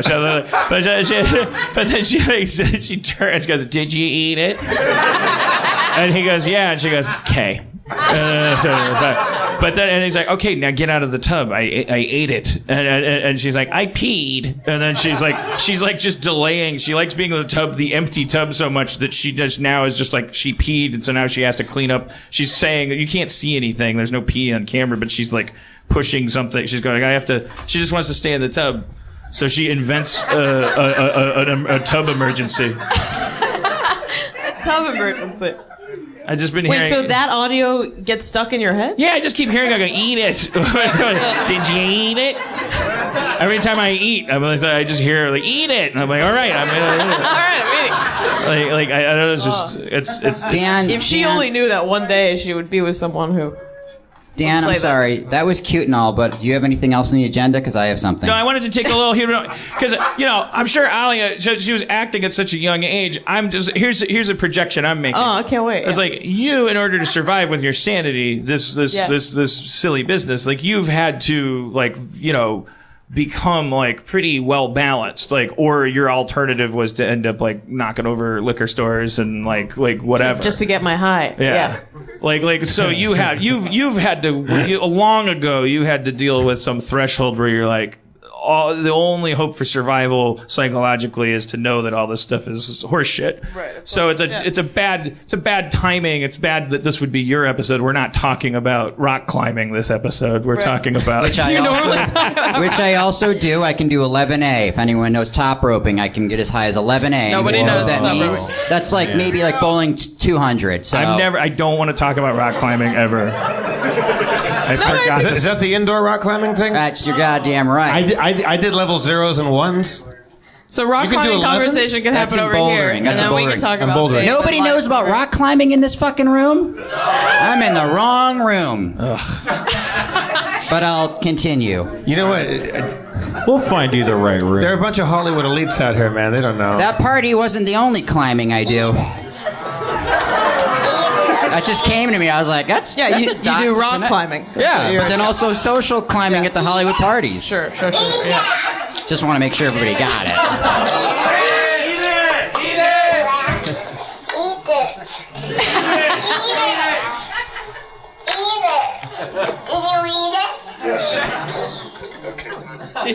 Did you eat it?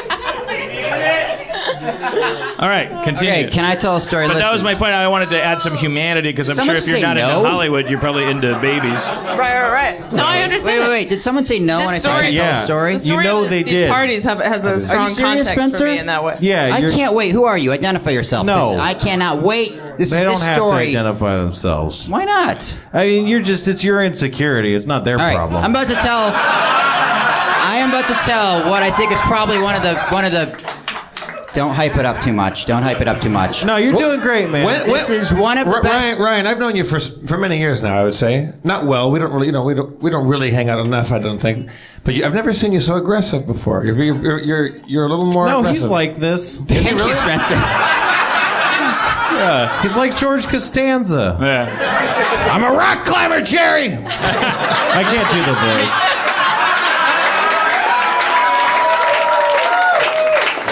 I'm gonna tell you, I learned something. I've known Jeff for 12 years. I've known Dan for 12 years. I've worked with Dan probably 50,000 million hours on a few different things.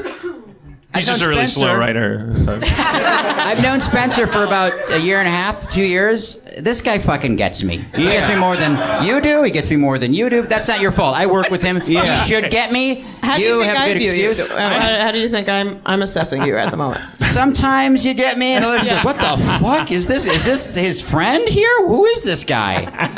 I get Ridley because I'm like light gray, and then he's like just the slightly darker shade of gray. Like I could be him on a bad day or something, you know. Or a good day. Yeah. Well, that was ambiguous. I could be him on a bad day, or I could be him if I was having a bad day. You have to know where the commas are in that thing. Wait, May I continue? What's what happened at the party? I'm going to say that everything I've said, this whole shtick I'm doing, it's all to hoist myself up in the ultimate petard? Yep. Okay. And you're all like, most of the audience I could tell doesn't like me. Believe me, the no girl was just the brave one.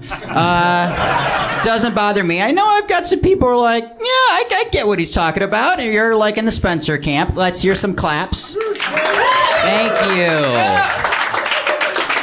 Please clap. So we all love meeting your Game of Thronesers. We all love meeting your EWs and your Will Fortes and whatnot. But I'm about to tell you a story that is going to high road everybody on this stage and in this room. I can't fucking wait. Thank you. I find out. Tee it up just a little higher. You're a high 3 dive a.m. actor. Everyone's left the party. Ryan is a high dive actor where the ladder goes up so high that the thing you show up to see is him fainting. And you don't even get to see it. It's just like you just know it happened up there. Like someone radios down. Yeah, he fainted. I guess we can go home now. Good, because I was wondering what he was going to jump into. There's a cup of water. There's a duffel bag. There's a guy rapping.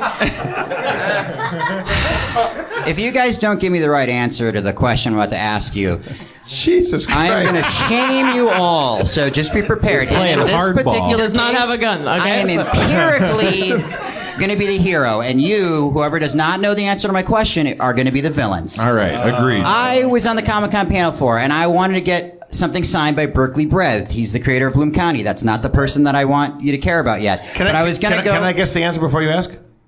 Sure. The Colorado River. Okay, never mind. We'll get there.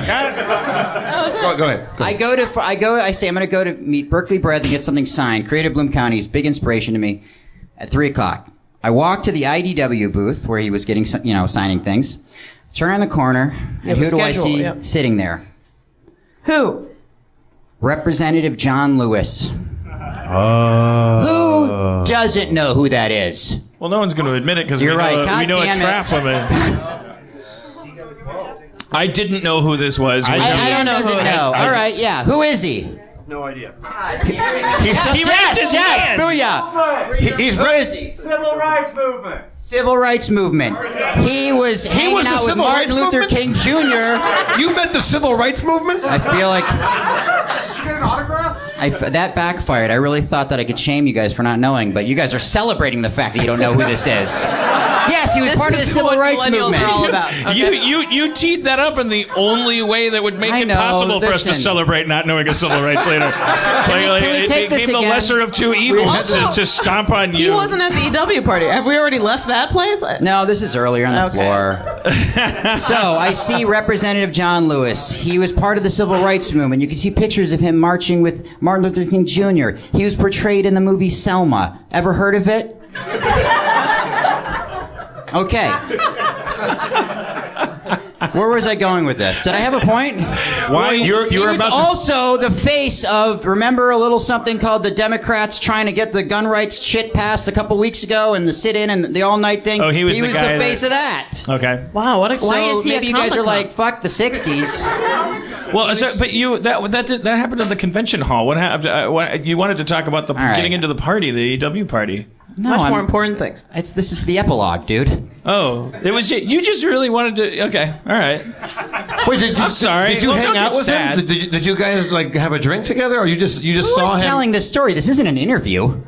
This is a tale I'm unfolding at my own pace. Okay. The story. I thought that was the end of the I story. hit plot points. I don't stop and go, you guys have any questions about like what the booth looked like or like what I was wearing? No. You know, Jeff? Dan's now's If a you great. tell the story properly, we would know those details, right? I know Ryan. What happened? I missed something. I was in my head. What'd I miss? Nothing. So you see him, and what do? You go, well, none of this matters because this guy actually did something. Well, Berkeley breathed. He The bites opposite. the guy. I said the only thing that matters is this guy actually did something. Oh, interesting. Right. That's a better Take perspective. that in. That's a title for the episode. Yeah. I think, Dustin. That's the title for the episode. Okay. So I go, I gotta shake this guy's hands. For real. I'm like, I gotta shake this guy's hand. He's a part of history. So I go up and I see the guy. I go to the end of the line. Line guy. cousins of these people who don't let us in anywhere, says, I'm sorry, the line's cut off. No more people. Fuck, I want to meet John Lewis. I want to shake the hand of history. I fucking got high with fucking the waif last night. I want to do the opposite.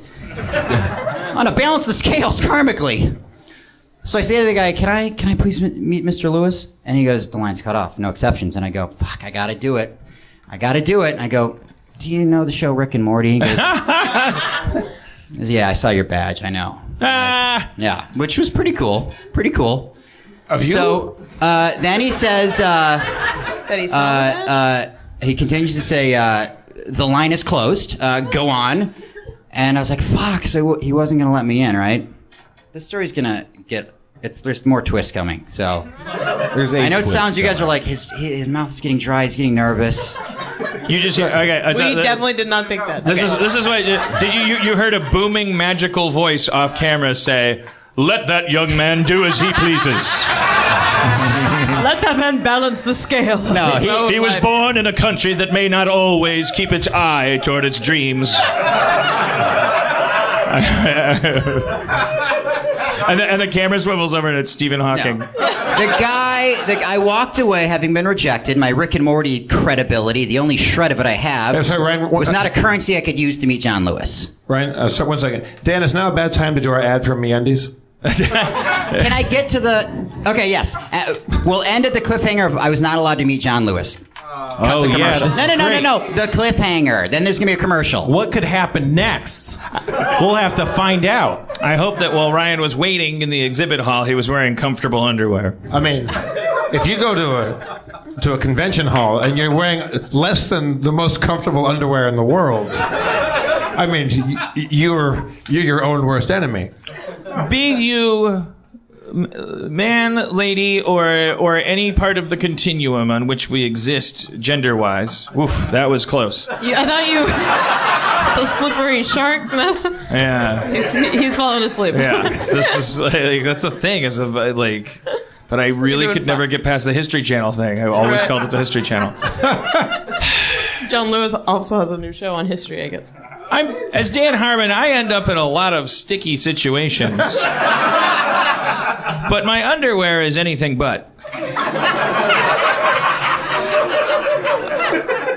It stays smooth like an 80s chamois. When I run my hand across my fanny, if you're listening from the United Kingdom, that means butt. I think it means vagina. I'm telling the British people it means butt. Sorry, everybody. Sorry, man. In my soft, silky... Well, silky sounds like... Look, let me tell you about MeUndies. It's... I want to explain something to you that you may not have known. Like, we've been living in a marginalized world. Like, I'm not saying it's the Matrix... Like we don't know what's a simulation and what isn't, but we do know that with it relative to this reality, we are being marginalized. Point. If you drink a 7-Up every time you experience anxiety and it makes you feel better, you're going to form an addiction to 7-Up. Your neurology is going to form a relationship with the things that provide it comfort. And as time goes on, it gets more and more complicated. It comes a point when you don't know if what you're doing is what you want to do or if what you need to do. You won't even be able to tell the difference. If for those of you who have ever known someone with an addiction, like, you don't know whether you want to do something or whether you think you want to do something. My point being that... shit. What was? Why did I go down that road? You were doing an advertisement for underwear. You were talking about your poopy underwears. Well, wait. Oh, okay. So what? It should occur to you then that, oh my God, if it's possible to have a fucked up weird relationship with video games or alcohol or a certain restaurant where something becomes like a compulsion, an addiction, then can you imagine the things that you're not being told have been baked into your neurology by a generation that was already raised in artifice, that was here well before you got here and was in charge of everything you ever saw or heard? You can imagine the possibility, therefore, that it is possible for you to live on a limited plane of existence with absolutely no consciousness of what you could be. Enter MeUndies. Wow.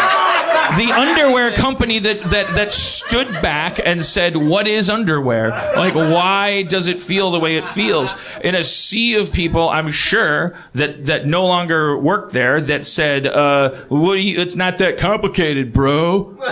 I'm a fucking sexist pig. I don't work at MeUndies. I'm a piece of shit. What's it matter, bro? If it ain't bro, Ken, don't fix it, bro.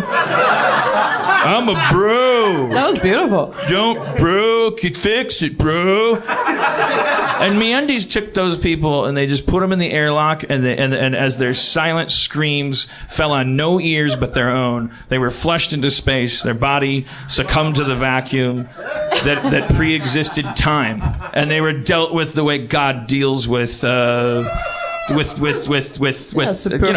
Ideas. And then the only people left were people that live within a world where underwear can be more comfortable than you thought possible. Are they promoting this show or something? A little bit, maybe, I guess. We're promoting them. Elliot, don't be so cynical. Dan's just passionate about his underwear. I love MeUndies. That's the only undies I wear. Have you put them on? For real? For real.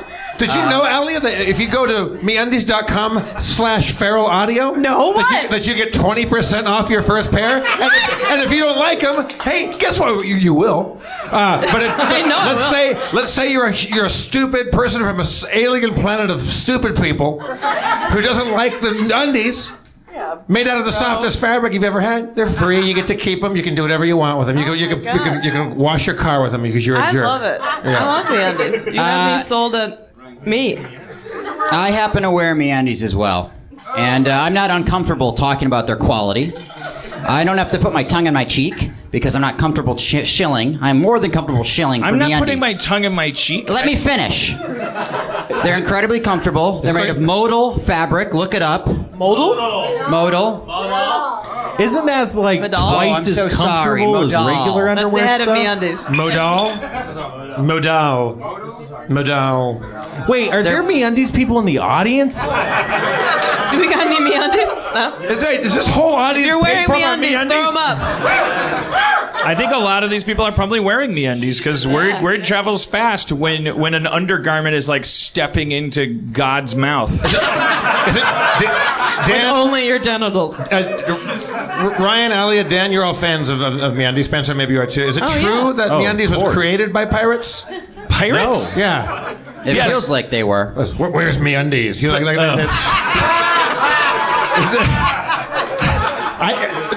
From what I've read, and you get different information from different websites, but it was a fabric stolen from an old pirate chest. And, one large piece of fabric. Not a lot of undies left. Well, it never runs out. A pirate chest. Okay. So you finally make it into the last level of the EW party, right? Let me tell you something about the last thing I'm going to say about MeUndies. That's the last thing. I had 95% of my underwear is MeUndies because I was like, fuck, get this shit out of the way, fucking Hanes, and I'll get this bullshit. I went to full 95%. Every now and then there's laundry. Why hang on to that other 5? What were those? Because you never know. Why just throw away underwear? You can find out that MeUndies has been the company was all paid for by Nazi gold. You don't know that. Or it's laced with mercury. That's why it's so comfortable. So gotta get rid of them. Actually, it's made out of healthy babies. I happen to not be wearing MeUndies right now. I'm wearing Calvin Klein's. You're wearing the 5%. Let me finish. You're paying for because I wear MeUndies on nights when I know there's going to be action. I can't finish sex? it. Yeah, sex. God damn it, sex. And one thing's for sure, Ryan. After your performance, let me finish. After your performance tonight, we know that tonight is not one of those nights. And good, because I'm wearing Calvin Klein's tonight. Because I wear the 5% when I'm fucking podcasts. Yes. Treat your nether regions like you're not Ryan Ridley on a podcast. I don't know. Like every night is a special night. They're soft. I would want to counter that, Ryan, because I don't want to create an ad campaign where people are like, "Oh, these are my fuck underwear."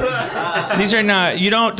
You know. MeUndies is when you just want to feel like you're fucking your underwear. This is about. They're fine with that. I've heard their ad campaigns. They're absolutely fine with that. People associate the whole fucky thing with like the opposite of comfort. Like you go like, oh, I'm gonna wear these shoes because they make my ass look good, but that's not what I wear when I'm hanging out on a Sunday. I'm saying wear your MeUndies. Yeah, MeUndies is great for all occasions. Let these other podcasts like that you're talking about, talk about how fuckable they are. I'd like to talk about how they're good for hanging out and itching your butt. Which is how you lead into sex. Yeah, exactly. It's 99% of the time I'm just hanging out. So yeah. When you itch your butt in MeUndies, it's like a doctor put on those clean, sterile gloves and like is itching your butt for you, because it's like a smooth, ridgeless finger. Dan, when you put on a pair of MeUndies, do you reflexively just start touching one of your nipples? Yeah, at the Comic-Con thing, I talked about this. I went and got a testicular exam, and and while the doctor was like fooling around, I not fooling around. I was fooling around. He was hard at work. He was doing this for his kids. Like, it wasn't like he didn't come up with this idea. I came in there and said like check him, and then while he was doing it, I like caught myself. I rubbed my nipple with my thumb, which I just to make the most out of it? I caught myself doing it and was like, oh, like I was like, and then I like fixed my hair, like. He's like, wouldn't be the first time. It was really weird because I was like, I wasn't turned on that I know of, but I was like what scratching your butthole does lead to, excitement. I think in general. Well, this was a guy checking me for cancer in my balls. Right. But Cody, my girlfriend, when we were in Canada, she did. Have you had? You tell me if I'm prying, but have you ever done the thing where did you ever want to aim a man's wiener while he's peeing? While he's peeing, yeah, I did that once. Aim it around. Yeah. Just once?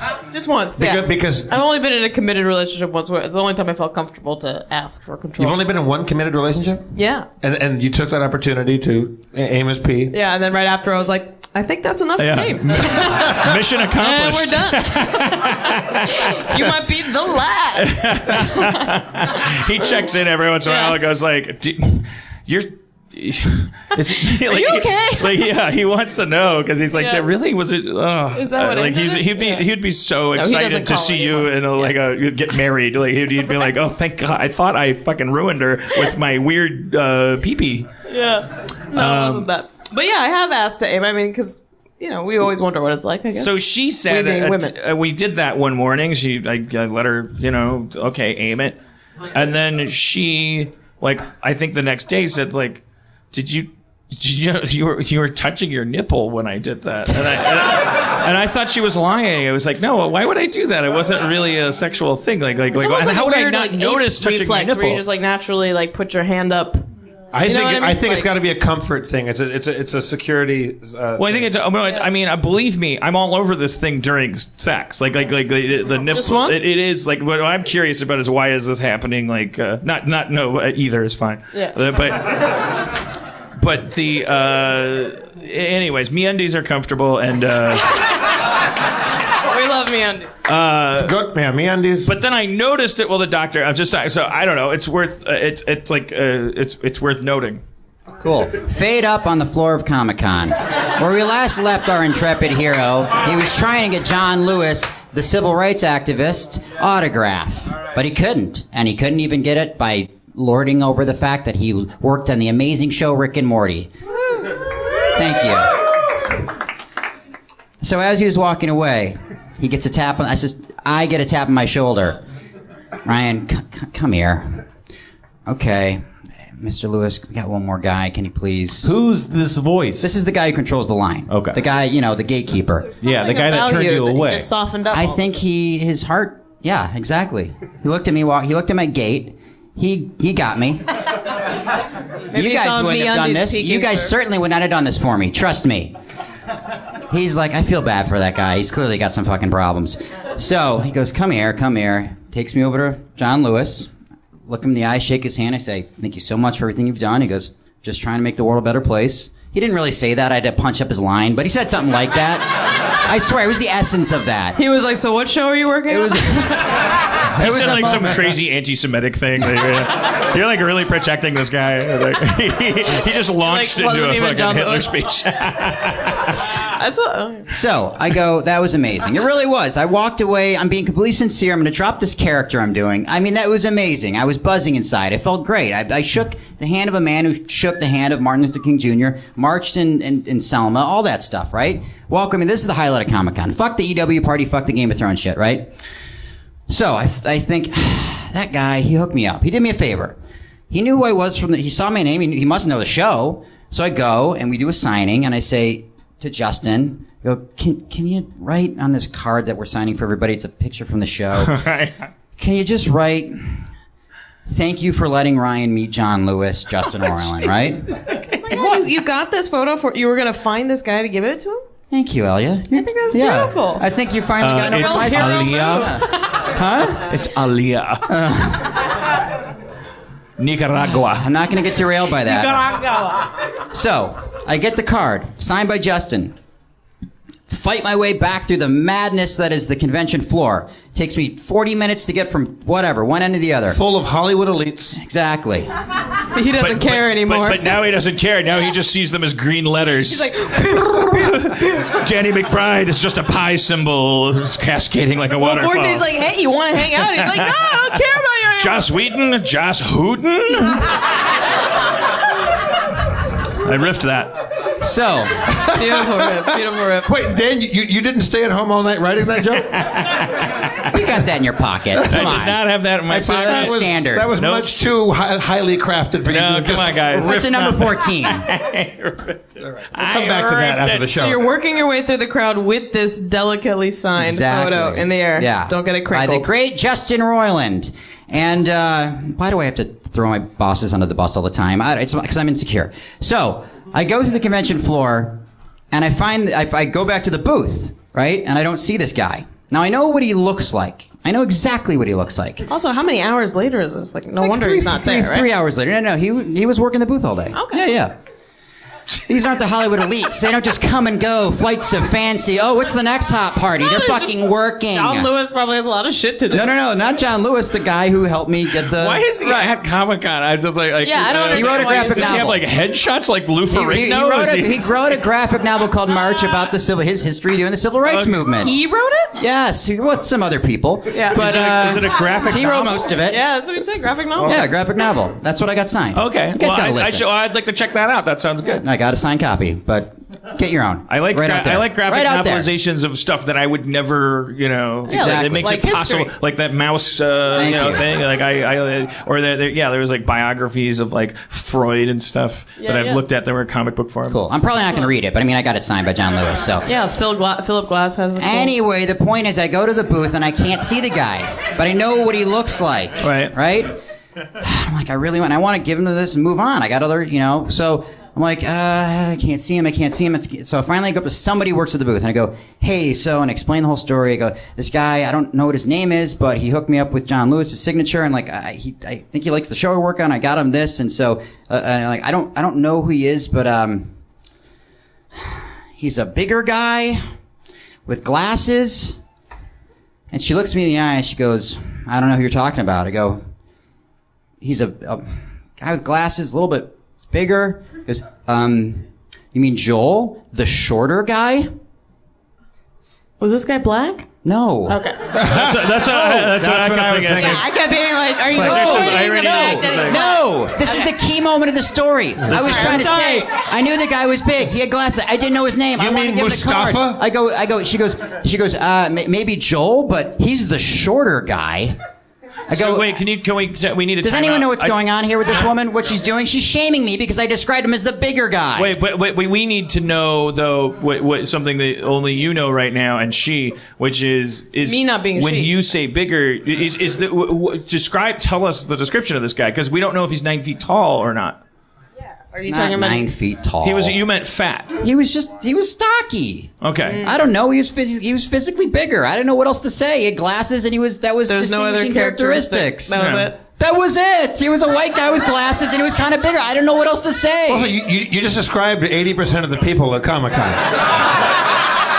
How many of them are working at this booth? But she looked at me and she goes, "You mean the shorter guy? The shorter guy?" And I'm like, "Oh, sorry. So it's okay to call him the shorter guy. That's the correct dimension to focus on." She's like, "Sir, I'm just trying to help you find this guy." Height is cool. Height is cool, but I can't. Right? I gotta say, it's my pet peeve when people tell me I'm overthinking or I'm projecting it in my head. But I really think that I believe that the piece that you're missing is that she knows 6 people. No. She's trying to help you identify. And you said bigger, and she said no. She was diplomatically, do you mean not tall, to fat? shame you, but diplomatically she saying means tall, big, short, by big. bigger, do you mean the fat one? She was just skirting the issue Dan, too. do you not think I know when people don't like me? She was looking me in the eye and saying the words, "You mean the shorter one?" Do you Trust really think me. there was she was actually like? Why would I tell this story if it was like I knew What there did was she look 10% of a like? chance that I'm this delusional maniac like Tarantino and Dust Till Dawn? I see Juliette Lewis saying, "Eat my pussy," and I'm like, that's not really what she said. She said something else. Yes, she was shaming me. I still don't think James Cameron saw you yell about hot dogs. That's the point of delusions, is that you don't know. Also, I bet all this is all going on in your head, and she's like showing you pictures. She's like, this guy, and you're like, she thinks I'm crazy. She thinks I'm this. And then she's like, hello, anybody? All right, well, here he All I'm is. Then he saying just is, left. if I knew 3 guys, and one was tall and skinny, and one was short and fat, and one was tall and bigger all around, and you were trying to, without... Someone said the bigger guy. bigger one, I think the tall guy. I would, well, knowing me, with my foot in my mouth, I go, the fat one? I don't know, but I'm saying, like, that is, given that situation, that's the best, like, most courteous way of... That's all I'm saying. But I think I will believe you if you simply tell me, because you just keep saying she's saying the shorter one. But what I want to hear from you is you're saying, regardless of her words, it was very clear from her face. Very clear. Judging you. Okay, I'll take a flyer on clear that. Was she a bigger girl? How dare you? That was We do my not next use that language. I'm so sensitive about it. It's like, we all look different. It's okay. Thank guys, you. That's yeah. the point of the story. That's the high point. five. Yeah, Finally, that's I'm great. not gonna ask for a high five from any of you because you're still like, who the fuck is this guy? It's also, they're far away. It would be awkward. Believe me, I would do it. Yeah. Was she dressed slutty? I was just trying to trick him into like while we have him like placid, like he'd be like, "Yeah, she was dressed slutty." He's like, actually, yeah, your tits were out. Oh, okay, you got me. Like you don't know what's right and what's wrong. I'm just reprogramming you. Listen, the arc of the story, if we've all forgotten, is I meet a civil rights hero. I decide to do the guy a favor, who hooked me up with that. I ran across the. And you plowed through his staff with your xenophobic. Yeah, but I mean, You came back looking for a big old fatty. there were 2 guys who worked at the booth, and they were both 5'2". What do you mean the shorter one? Did you find what happened from there? Did you let that stop you? Of course not. Okay. Just So like what'd I'm you not do? going to let any of this stop me telling this story. Only slow you down like 20 minutes. Not even our 30-minute MeUndies commercial could stop this story. So finally, she says, "You mean the shorter one?" And I just go, "Yeah, the fucking shorter one." She goes, "That's Joel. He's right over there." I'm like, "There he is, that big fucking fat motherfucker."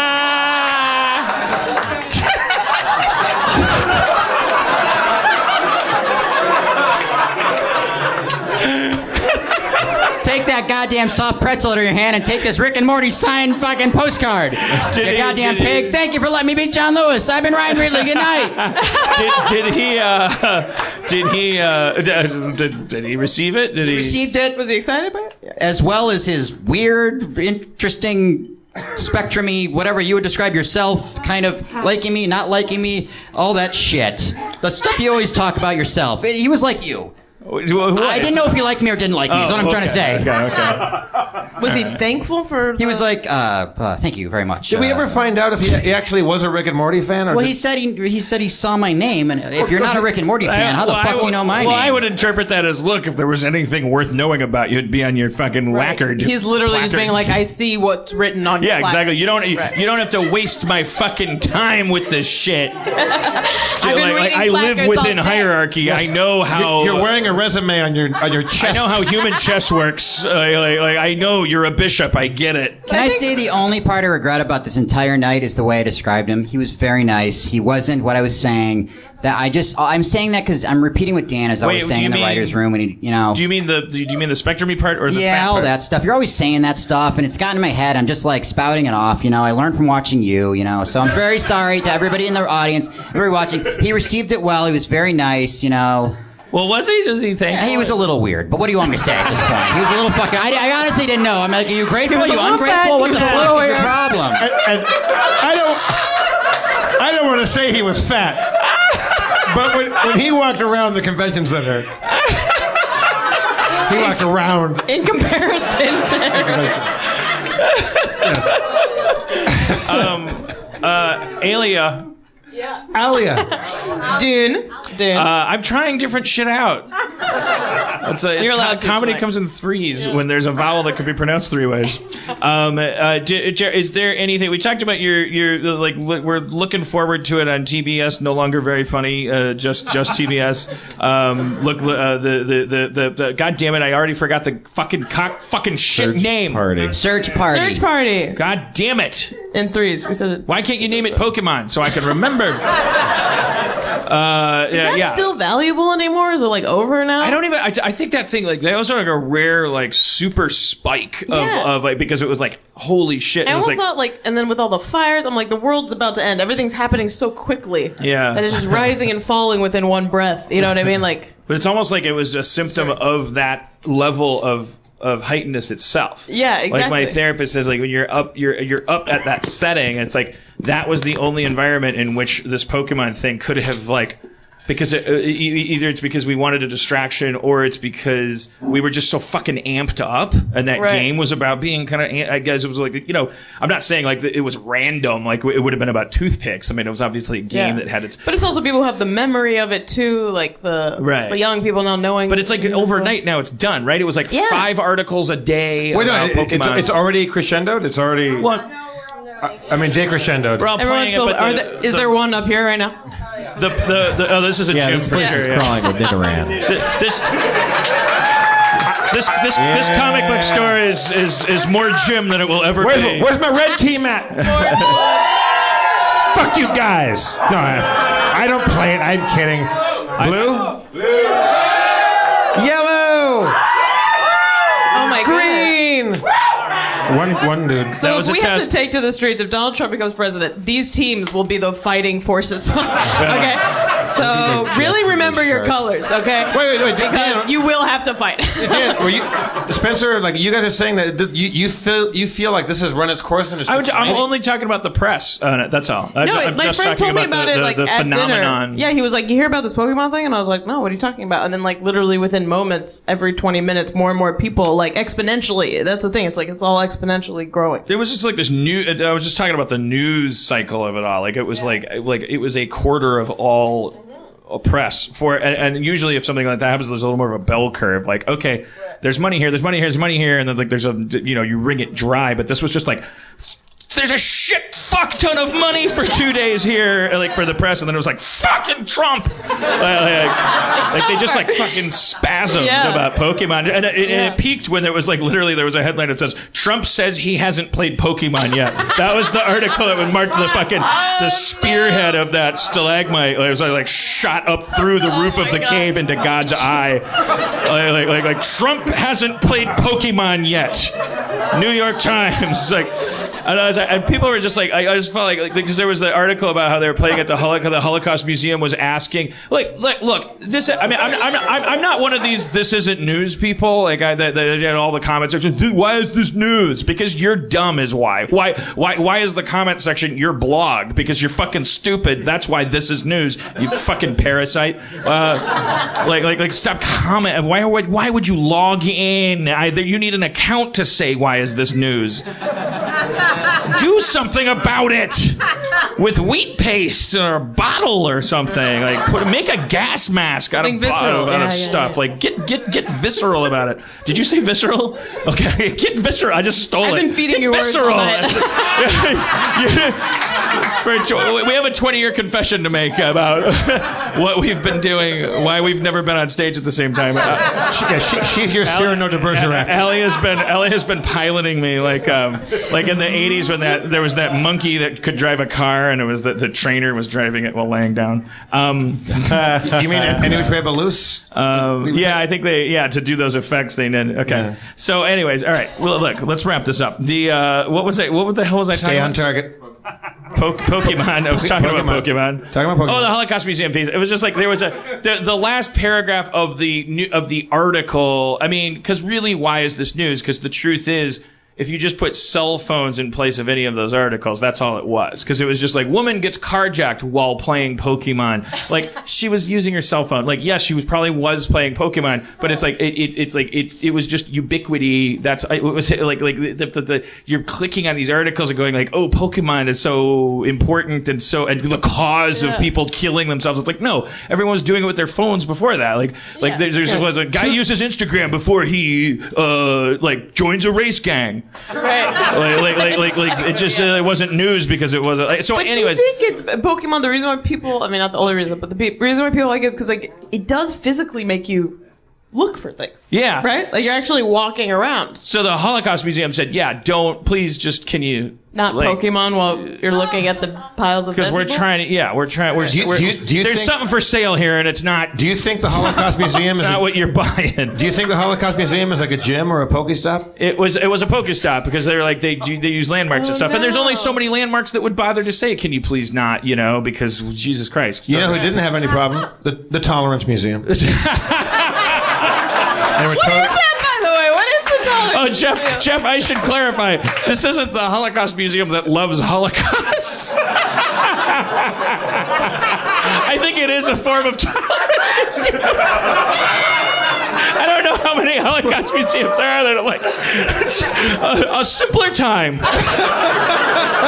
Join me, won't you? I'm Harry Holocaust, and we don't agree with everything that happened back then. We're just saying people had lemonade and take a trip back with us. And it's all like there's T-shirts. No, it's the Holocaust Museum, so the article is just it's a non-news piece because it's just like they're just going, can we not be a Pokestop? Like obviously we shouldn't be a Pokestop. Like because there's Nitterans and there's you're just people running and they're going like this place is lousy. And so the only article was just like, they're asking you to please not do that. But then I know it was a fake quote. It had to be a fake quote because the last paragraph was it's not like we came here to play the game, says Annie 37 or something. I can't remember her name. I remember the age was 37 because it just sounds like a fake age. It sounds like they're like, we don't want it to be like it just sounds fake. Like, whose name is withheld because she didn't want to be. So it's like fake. And then it's like the last, like she goes, because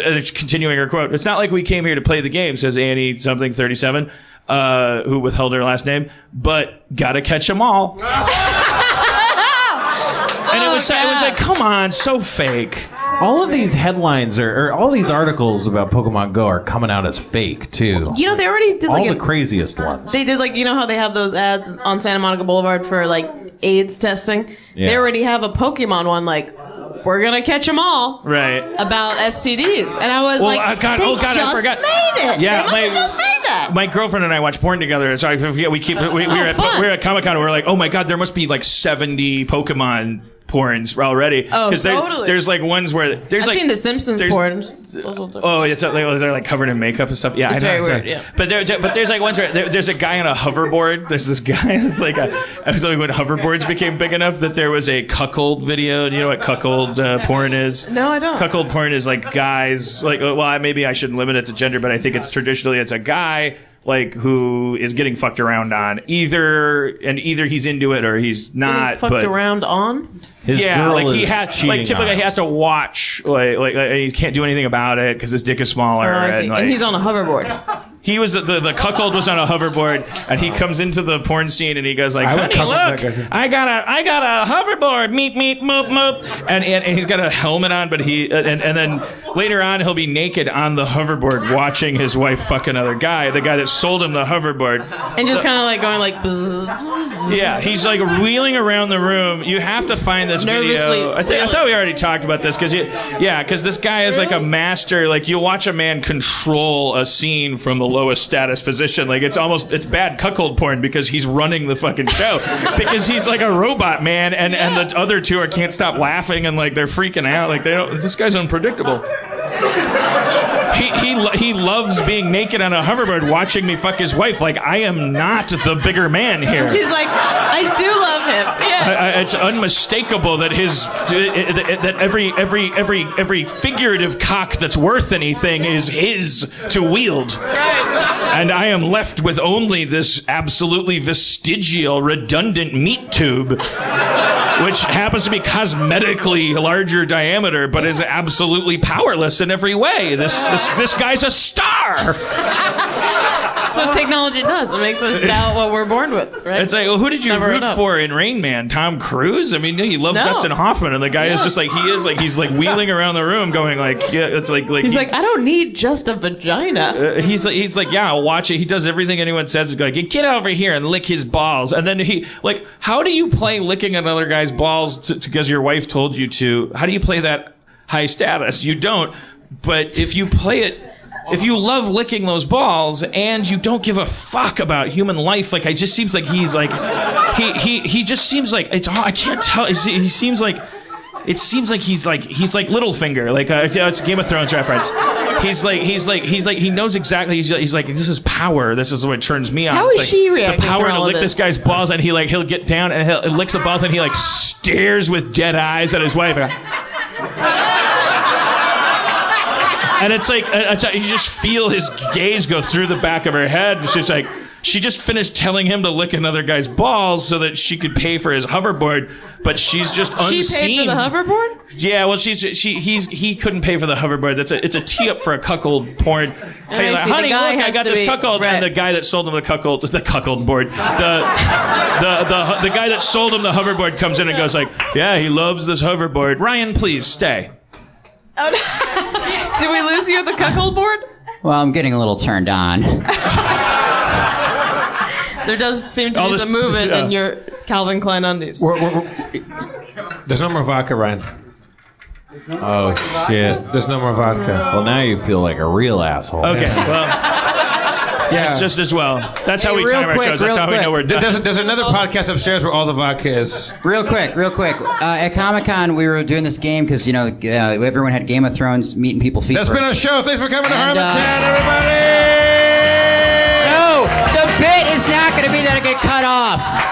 The bit is not going to be that. This is not the narrative of the evening. Oh, shit. Because what I say is going to fucking kill. Don't set yourself up like that, Ryan. Shit. Oh, this better be a fucking... We're all doing... We had Game of Thrones fever. We're all going to get on a hoverboard and make you lick somebody else's balls. Listen, Dan... You're going to like this story. It's not even a story. It's an anecdote. We've been hurt before, Ryan. Listen, it's all... I know, because part of the fun is that I say something, I'm like, this is gonna fucking kill, and then there's silence, and I'm like, oh my god, I'm in my head, and I'm horrible, and The then show is already running over time. Great. We're already past our time. Well, Right don't you now. gotta play the fucking Dungeons and Dragons bullshit? No, just tell the story. Let's do this all. So you all are It's not a story, it's an anecdote. I would have been done by now.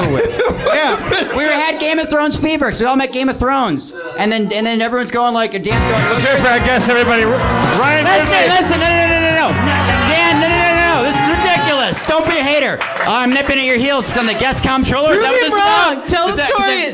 Tell the story. So Dan goes to Steve Levy, his assistant. He goes, oh, we got another hour to go. We're into overtime, folks. He's telling everybody Steve who they Levy's got are, more and vodka who they are in Game of Thrones terms. You know who they are in Game of Thrones terms based on their relationship to Dan and everything like that. Sure. Because you're this person, you're that person. Goes, Steve Levy, you're Podrick. You're my Podrick. And I don't know what you called yourself. What'd you call yourself? I like to think of myself as a dyed-in-the-wool Baratheon. Okay, which one specifically? The fat one. Okay, Robert Baratheon. So I'm hearing all this, and he's given everybody things. You mean the shorter one? Very good, very good. I mean, I'm killing over here. We could have ended the show 5 times. So he goes. That was a show closer, and we are giving you this. Thank you. So he goes. He's doing everybody, and I hear this. I walk up. I go, all right, man. Do me. So who would I be in Game of Thrones? You go, you'd be even Littlefinger. Thank you very much. That's the end of the show. Good night, everybody. We did it. Ryan Ridley, everybody. Elias Shawkat, everybody. Elias Shawkat. Thank you so much for becoming our new friend, and please come back whenever you want. Steve Levy, Spencer Crittenden. Check out Search Party on TBS. Yeah, one day it'll come out. Also, if you're wondering, the music tonight is by Callie Fontecchio. Go to CallieFontecchio.com. She's going on tour. She's awesome. Drive fast. Take chances.